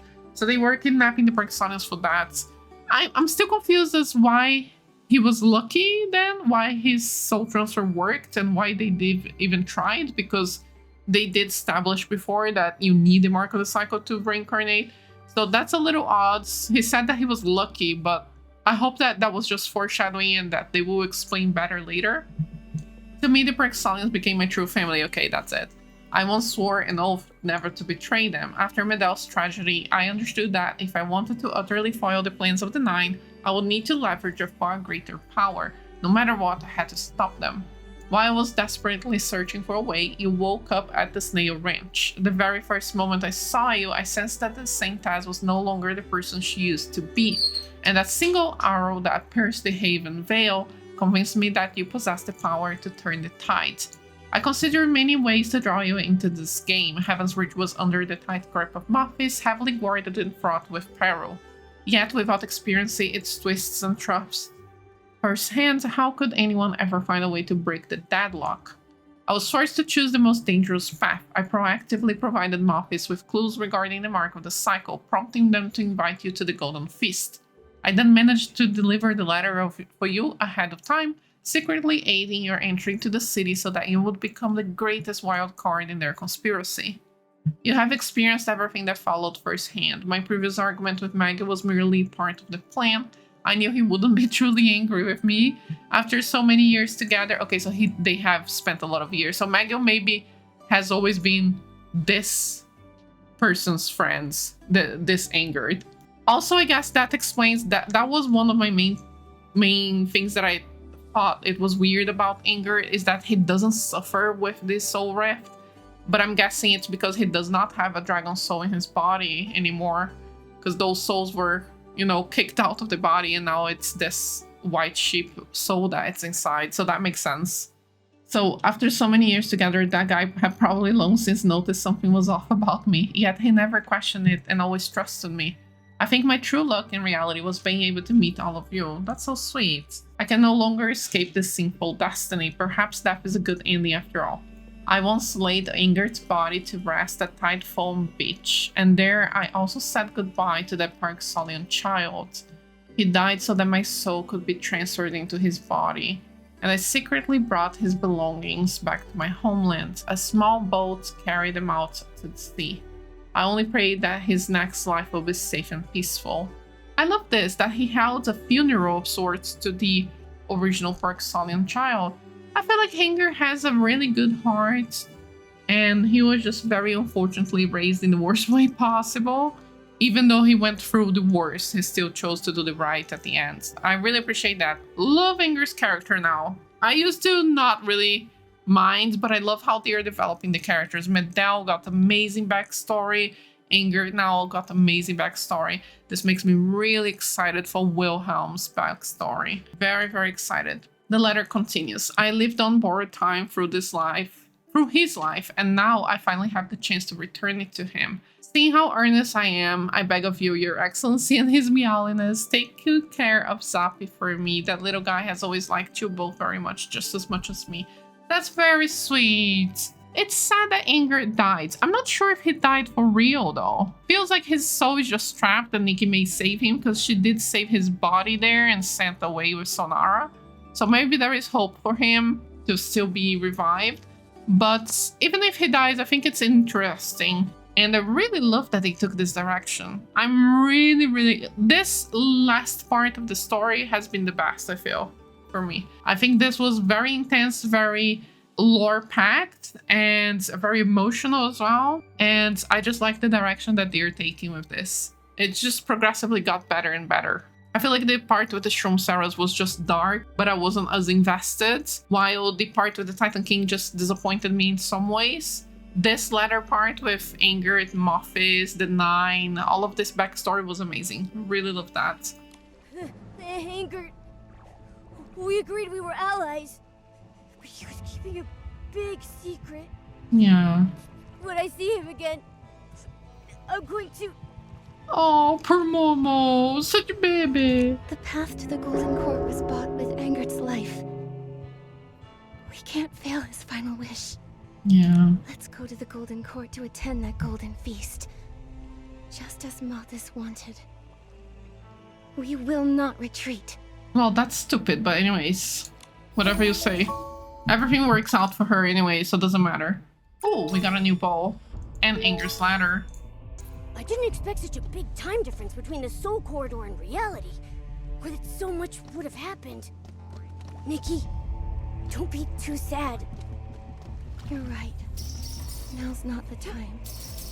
Okay, Nikki. More important things to do. Nikki getting a good reaction as well.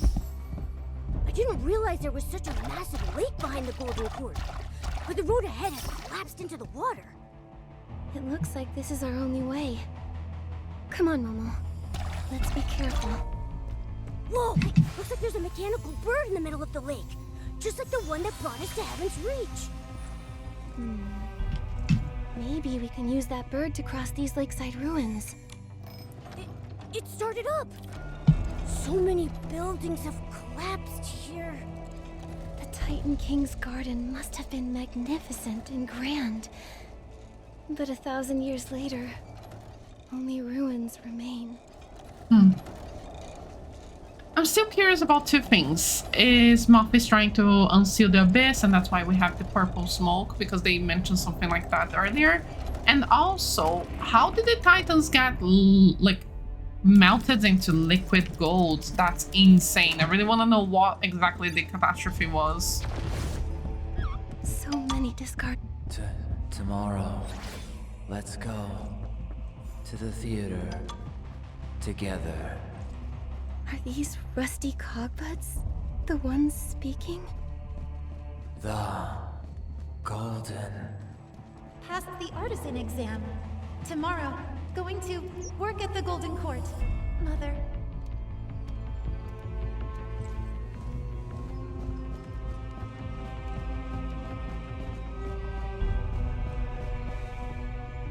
Those cogbuds, they sound just like people. Yeah. You're right. They sound like people who used to live here. But they're cogbuds, not titans. The cogbuds' souls. Could they be... No, that's impossible.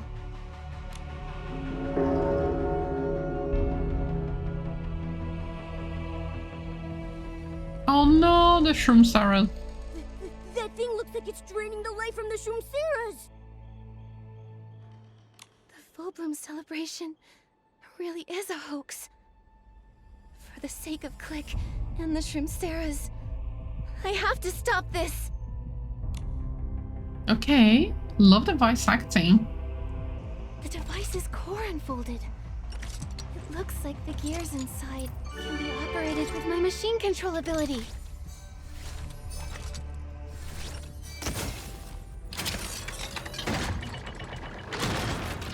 Oh my gosh.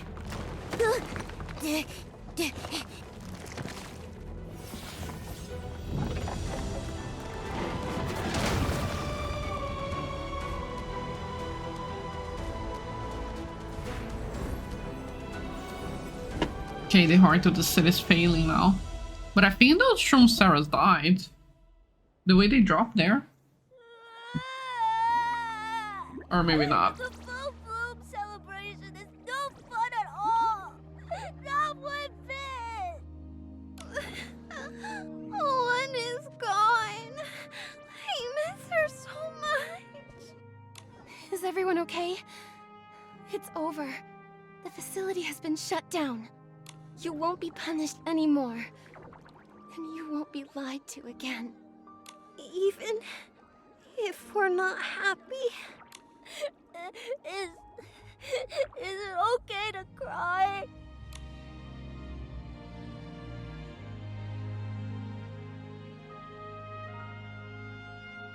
For two. Nikki, Oh, I for don't two. understand. If there is no happiness to be felt here at the full bloom celebration, and Shroomsteras don't have to be happy, then why were we born? Was our entire life a lie? Yeah, pretty much. Sorry to break it to you, but... Did I misunderstand something from the book? Is this because I'm just not good enough? I thought... I thought... Oh, poor baby. Or two. The lie you read about in your book. What does it mean? A lie is when someone spouts the opposite of truth. Are the books you've read and the friends you've made real? The sunlight you felt, the tears you shed, the joy of thinking, and the sadness everyone feels right now. Is that all real to you? I think so. You're right. None of it feels fake. Then there's your proof.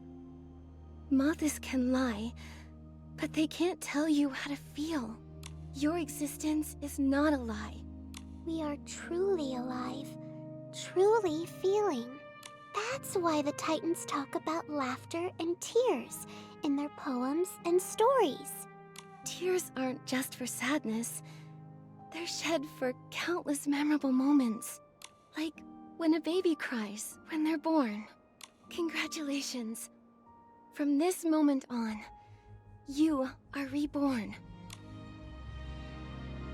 This is Click's. Click's wish was to protect everyone until the very last moment. You'll take good care of it, right? Nikki, the golden cord is right behind that door, right? Yes. The feast awaits. That's the last dungeon. So I'm guessing that's in August 7th. Yes, okay, August 7th, and we'll continue. Ooh, exciting. Okay, so I wanted to share all of my final thoughts here. So far, I think I love the direction of the story. I think they're improving a lot. I'm really glad for that. But there's still a few inconsistencies, and after this whole quest here, I only have more questions. I'm a little worried on how they will answer all of that in just 2 chapters, so I really hope they are not simply going to shove it all in a single sentence, yapping a whole paragraph, you know, and that's it. I'm actually not even going to attempt to theorize too much right now because, one, we have more questions than answers. Second, we don't even know what's true or not. They keep flipping, they keep giving us information and then that information is not reliable or correct, which I don't really appreciate. I would love to have hidden clues and hints of things that are, you know, truths here and there. so we can feel like the ending of things are more satisfying. Because I think that right now, however things end, it's just going to be a little confusing rather than satisfying. It's not going to really make anything click on our mind because we are constantly being fed wrong information, being fed lies all the time. So all that's gonna happen probably is that Nikki is going to have some mysterious flashback by touching random objects, and now we're gonna learn the actual truth. It's, you know, like, it's a little annoying. I wish they would stop doing that. But other than that, I think the direction is really, really good. I'll instead list all of my questions. I wrote them down as I was doing the story, and I'll refer back to this in August 7th to see if they actually answered all of it. First of all is about the multiple nutrients. We know there are two types of nutrients. One is golden, made of shroom ceres, and is used to feed the heart of the city. But instead of feeding that heart of the city over there, they were feeding the shroom ceres to the second core. Really strange core that is also very similar to the actual heart of the city. So here is the actual heart of the city there that I took a photo. The cores are very similar, as you can see.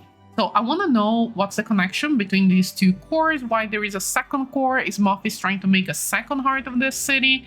Something like that. Like, I want to know why there is two cores here. Then we have the blue nutrient that is used on the cocoons, but we have no clue what those are made of. The soul jade is purple, so we can see the crystals of the soul jade are all purple, not blue. So what the heck is the cocoon nutrient made of? They haven't told us yet. The only blue thing that I can think of is the dragons themselves. So I'm very puzzled and wondering if that's related to the curse. Then we have questions about the curse and Mothis' true goals. Where did the prophecy stone came from? To me, it feels like the prophecy stone is more like a guidebook or instructions left by the Lord of Abyss. So the Abyss may know he was going to be sealed and left the stone behind as a backup measure to try and be revived someday. That could explain this purple smoke here on the map. Maybe that's the Abyss being revived. Maybe it will succeed at the end of this story and the Lord of Abyss will come back, giving Nikki a reason to look in. Maybe Akaro's corrupted body, you know, maybe it's empty now and it was discarded there. Maybe the Lord of Abyss will take it over. Mothis simply wanted eternal life, just like the Titan King, and probably just like the Abyss. So the Lord of the Abyss targeting the god of reincarnation makes perfect sense. That's exactly the power he would need to be revived.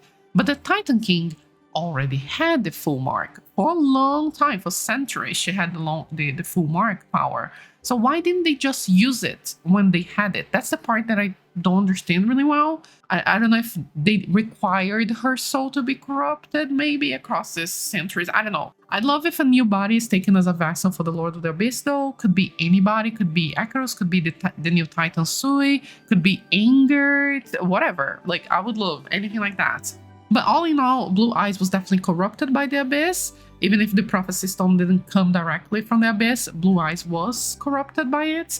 And maybe Black Sheep noticed that before she disappeared or died, I don't know. Also, we learned that the Prophecy Stone knew about the Soul Jade. So if the Prophecy Stone is connected to the Lord of the Abyss, how does the Lord of the Abyss know the future?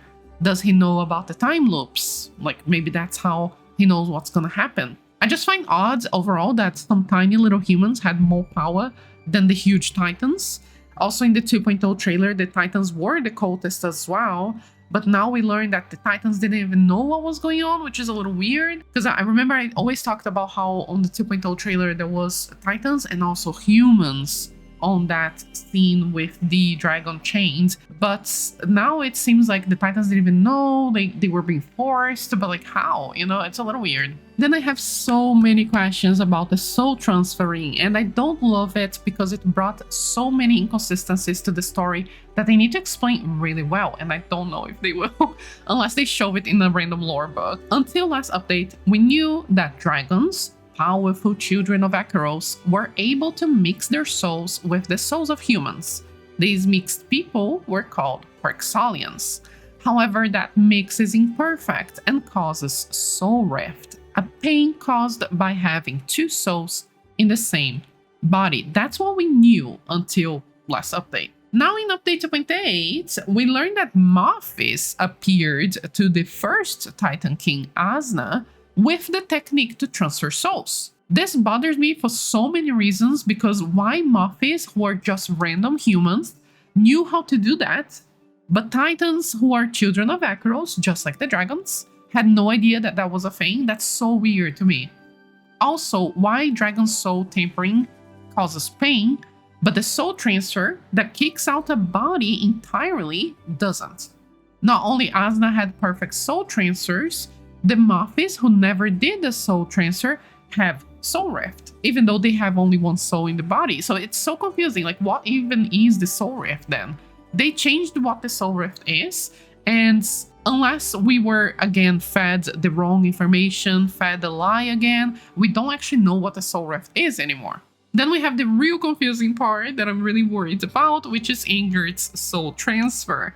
It is previously established in this update that nobody can soul transfer, only Asna, and she can only soul transfer because of the mark of the cycle.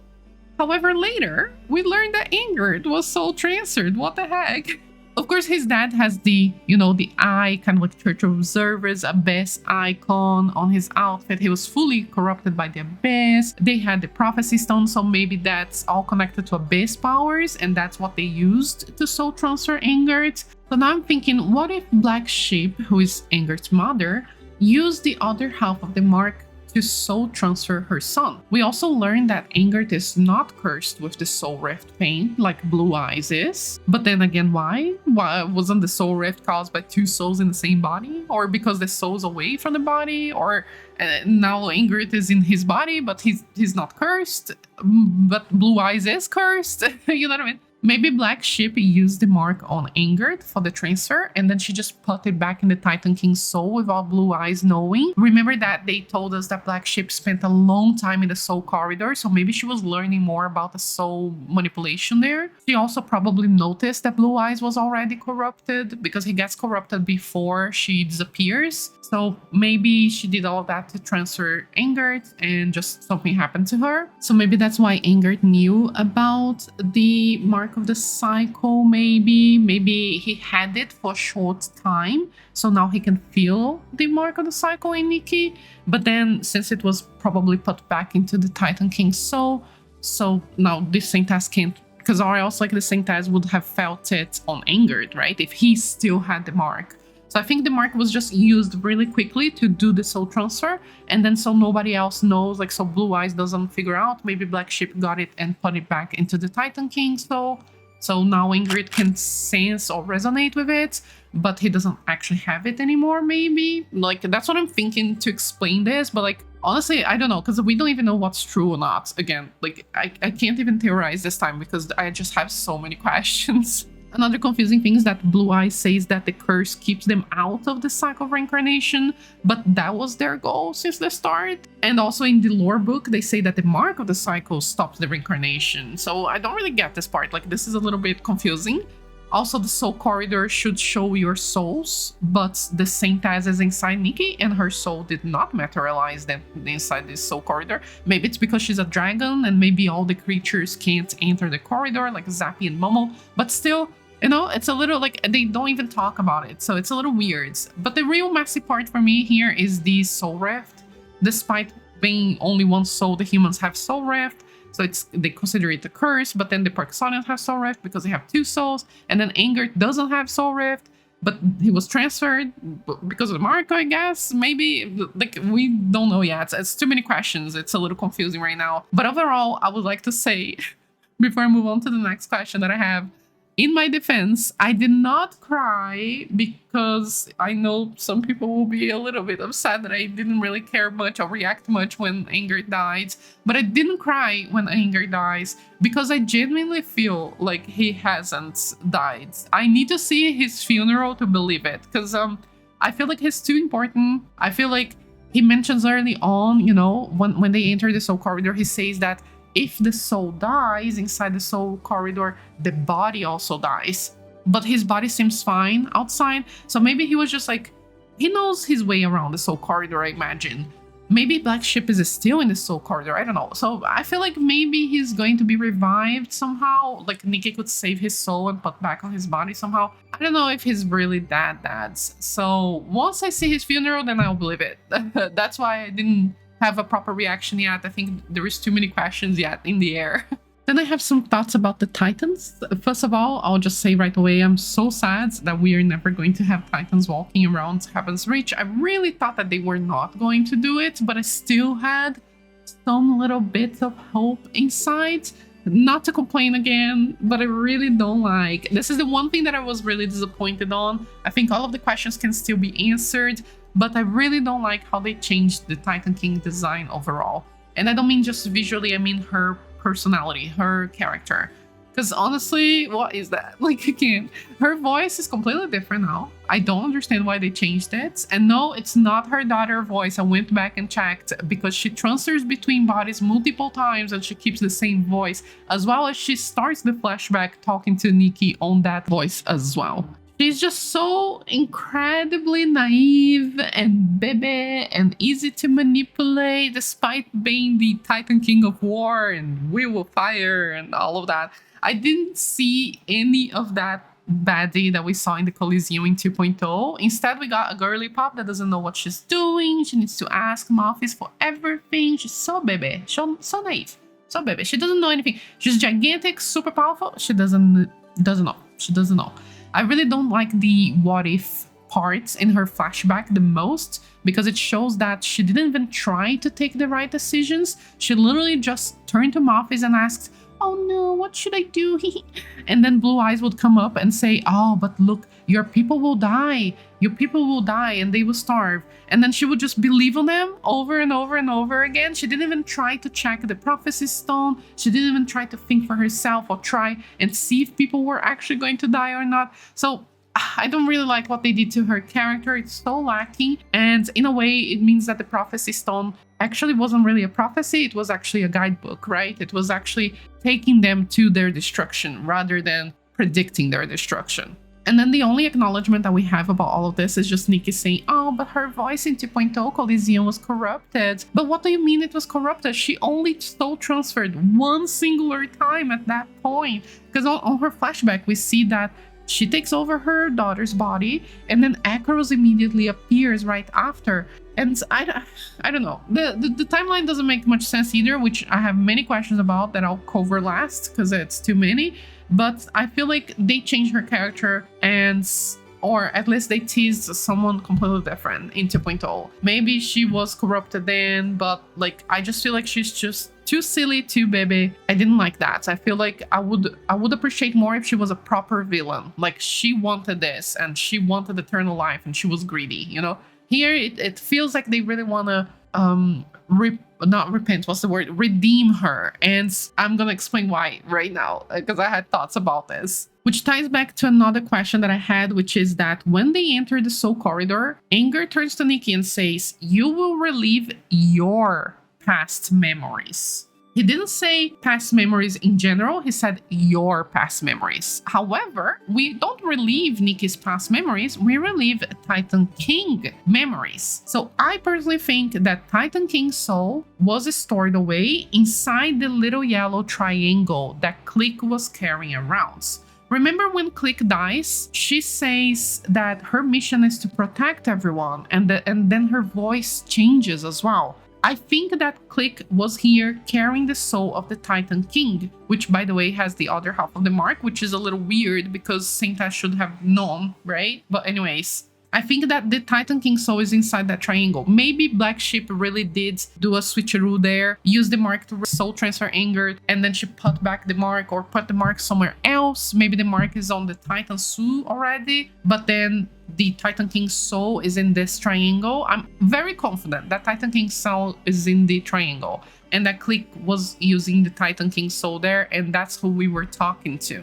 And then because Nikki grabs the triangle and she wears it as a necklace, that's why we saw the Titan King's memories, because Nikki was carrying the triangle at that moment that she entered the Soul Corridor. But again, super weird that she entered the Soul Corridor, so we should see 3 souls there, right? Nikki's soul, Sainta's soul, and Titan King's soul. Unless Titan King and Sainta's have the seems so that wouldn't make sense either. I don't know, but that's what I think. I'm almost confident that the yellow triangle is the Titan King's soul. We also learn about the Titan's curse, and I have questions about that as well. We learned that they all died by melting into gold, and I'm pretty sure as well, pretty confident, that that's because Acheros was sacrificed to power the heart. So they got all of that divine power from a divine body of a divine god, and they sacrificed it to power the heart. This allowed them to create the new cogbuds, which are powered by the heart of the city. This also probably allowed them to have these souls inside the cogbuds, because at the end we see a little sneak peek that the cogbuds carry some Titan souls. So that, more questions, more information being introduced that they did not explain at all. But I think it's related to Acheros being sacrificed to the heart, and now that's why, Click was carrying the Titan King's soul, and then we have cogbuds with Titan souls, and that's why the Titans all were dead and melted into gold. Because if we think about it, only Titan King did soul transferring, and only Titan King used the Mark of the Cycle, and she used it for centuries and nothing happened to her. So I don't think that the curse and why the Titan Kings died is related to her using the mark. I think it's related to her killing Acheros. So the moment that she did that, then all of them were cursed, and then now they, melted into gold because the entire city was using that. So the entire city was quote unquote cursed to die that. It's just like some divine power going out of control. And that would explain why the Titan souls are in the cogbuds as well. Also, Moonsugar Spouse has a theory that the ballerina is actually inside the heart, never stopping, keeping it over and over because she doesn't have a heart. She never stops, like the heart of the city, and probably is unstable now. So maybe she's going to be like Acheros' vessel or vice versa as well. Really interesting. Really excited for that. What I really don't understand is why the Titan Kings, sorry, not the Titan King, why the Titans in general, their souls were not going to the cycle. Because the mark of the cycle stops them from going to the cycle of reincarnation, but only Asna had it. So only Asna should be, not going to the reincarnation cycle. And then, of course, the Mothis, because they were in the cocoons, they were not actually dying. So now they are all cursed, they can't go to the cycle. But then why did the other Titans not reincarnate? Like, why their souls were not going there? Like, you know what I mean? I have questions about this, the cycle of the reincarnation a little bit.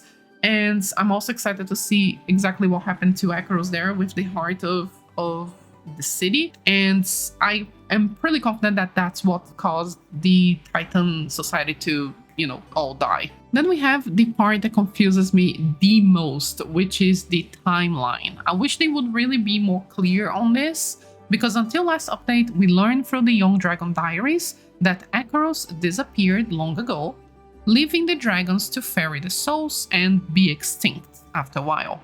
A long time after, the humans showed up and merged with the last dragons, and that's how Parksolians were created. Then, Acheros came back, raised the Saintess as a child, and then he left again. But the Saintess also said she was born with the half of the Mark of the Cycle, which is crazy, confusing, doesn't make sense. Because in the Titan King flashback, we learn that Asna already had the full Mark of the Cycle for centuries. And she even says at the beginning of the flashback that the gods had already left the world. What puzzles me the most here is that Mothis is the one that introduced her to the soul transfer. But Mothis came in the boat with the Parksolians, so they're super recent. How did they meet the first Asna?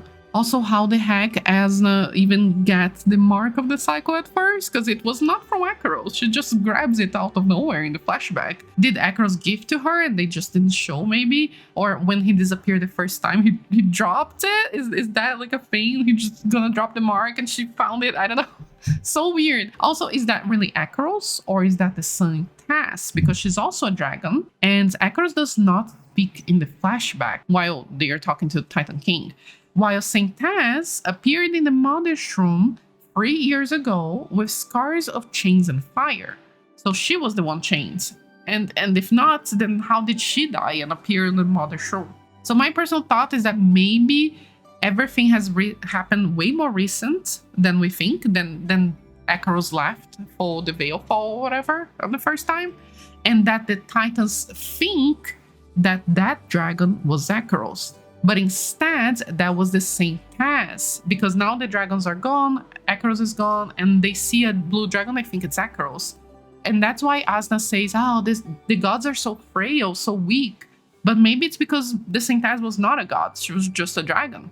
The problem is that the Saint Taz said she was born with half of the mark. So that means the Saint Taz should have been born after Asna died really recently. So nothing makes sense. But, you know, how did Akeros come back to raise Saint Taz then? If he was sacrificed to the heart of the city, you know what I mean? Like, no matter how you look at it, the timeline makes no sense right now with the information that we have. We may have been lied to about multiple parts of the story, which is the problem, is like we never know what's actually being true or not. And I'm also afraid that they're not gonna really explain it, you know. I think they're just gonna say like, oh, time shenanigans and whatever, you know. So overall, I can't really piece the timeline together, but overall I'm thinking that it's kind of like more recent than we think. And then they sacrifice Akeros to the heart of the city.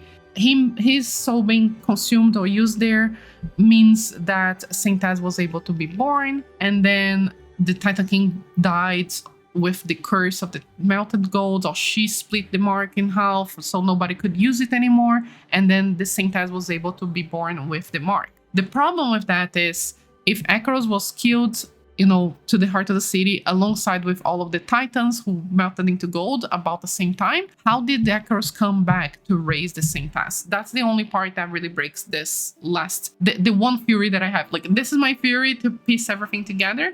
The only problem is that Akeros wouldn't have been able to come back unless he only came back like as a vision in her head, maybe. Could be that, you know, maybe that could explain everything. I don't know. Timeline, super confusing. I really hope they give us some clues at least of when each thing has happened. At the end of the things, all ties in with Nikki being on the vase, which means she could have time traveled already, but then she forgot about it. Or this is all like another loop.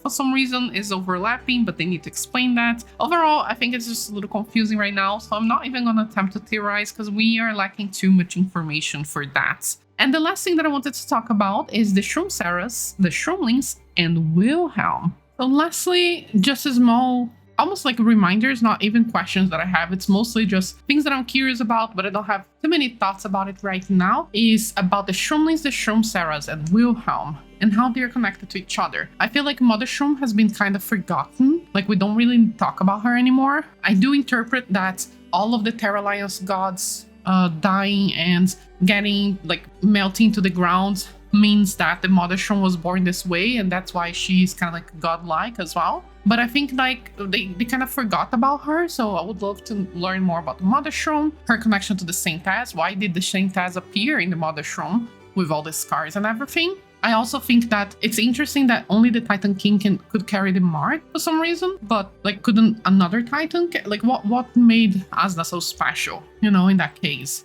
Also, the Shroomling souls was also forgotten from the story. We learned from Adele research that the Shroomlings do not have a separation between their soul and flesh, so they are all merged into a singular thing, which is really interesting and could be the solution to ferry the souls, for example, because they are not going to suffer from soul rift, if soul rift is really what we think it is, because now I'm not even sure about that anymore. Also, Wilhelm is kind of like the Shroomsaras, so we know that the Shroomsaras are artificial Shroomlings created and infused with something to make them power up the city or the heart of the city. Kind of like a power to stabilize the now corrupted heart of the city. That's what I interpret from it. But there is a lot of parallels between Wilhelm and the Shroomsaras. She's also golden hair. She also has red eyes. So I'm thinking, what is her connection? Why is she so desperate to go to Heaven's Reach? I used to think that she was connected to Mophis or Titan King somehow, but now I'm thinking it could be more specific than that, because Titan King, I'm pretty confident it's in the triangle, the little yellow triangle necklace that was on Click earlier, this little triangle here, right? So I think that's the Titan King's soul. And I think that the Saint Taz, like, could she be related to Saint Taz? But the Saint Taz soul is in Nikki, you know? So I think that Wilhelm may be artificial as well, like the Shroomsaras. Maybe she was created to be a vessel. Maybe she's going to be a vessel for the Mark of the Cycle. Maybe she's going to be a vessel for the Titan King, or maybe a vessel for the Abyss. Maybe Wilhelm is proper evil. I don't think she's proper evil. I feel like she may have some inner conflict, like Ingrid did, very similar. But maybe Sonara didn't take the Ingrid's body to Magil. What if like at the end there is like a massive betrayal and Sonara actually got Ingrid's body and brought it to the Golden Court, or to be like a vessel for the Abyss, to the Lord of the Abyss. You know, like it could be anything. Like I feel like she could betray Nikki, or she could be just like an artificial, like a victim of this whole thing. But there is definitely something really important with Wilhelm that we haven't learned yet, and they haven't given us any clues yet, because we don't really know anything about her, and that's suspicious on its own. But we're gonna learn on the second half of the update, of course, which is August 7th. It's gonna take a while, you know, it's gonna be a long wait, to be honest. I'm very excited. But I would say overall, love how the story is getting. It's so much better now. They really improved a lot. I think the story is getting more interesting, more dark, more interesting themes. And even though it's still confusing, and I would say that their pacing needs to be improved a lot. Like the pacing is not really great. We have barely no story for 2 chapters, and then everything shoved in 1 paragraph. I think the pacing is really like needs to improve, and also they need to sort out their like they need to answer some questions and give and make more questions at the same time in a more balanced way, so it's more satisfying at the end. I think they're lacking that satisfying resolution of things, of when your reader or player in this case, like when everything is revealed at the end. I would prefer that what we feel as players is, wow, that makes so much sense, of course, now that and that is connected, you know, and not, wow, this is crazy, wow, this is insane, whoa, what's happening now? You know what I mean? Like they can't overuse the shock element. They need to balance out. I think pacing overall needs to be improved, but it doesn't matter because the story is so much better than it was last year. So I'm very happy about that. I really hope they do address most of the questions at least. And I think that overall, the fact that we are all so excited about the story, debating multiple theories on the Discord and on the comments of the streams and the videos, like this is already a good sign of a good story, because it makes you think, makes you curious and excited. And I'm definitely very excited to see the end of the story. And yeah, I'll finish my video, my second part of this video, when the story is here, and I'll also do a full Itzaland story recap and also the full gameplay without commentary as well. So I'll organize all those videos and post over the next few weeks, maybe couple months. Before 3.0, we'll definitely have a recap of everything that has happened so far, so we can enter the whatever new nation with a clear mind. I hope you enjoyed this video, and please share down below your thoughts and theories and questions as well if you have any, because I'd love to read them through. Thank you so much for watching, and thank you to all of the members and patrons who support the channel and make these videos possible. And see you on the next one. Ryan Little. Listen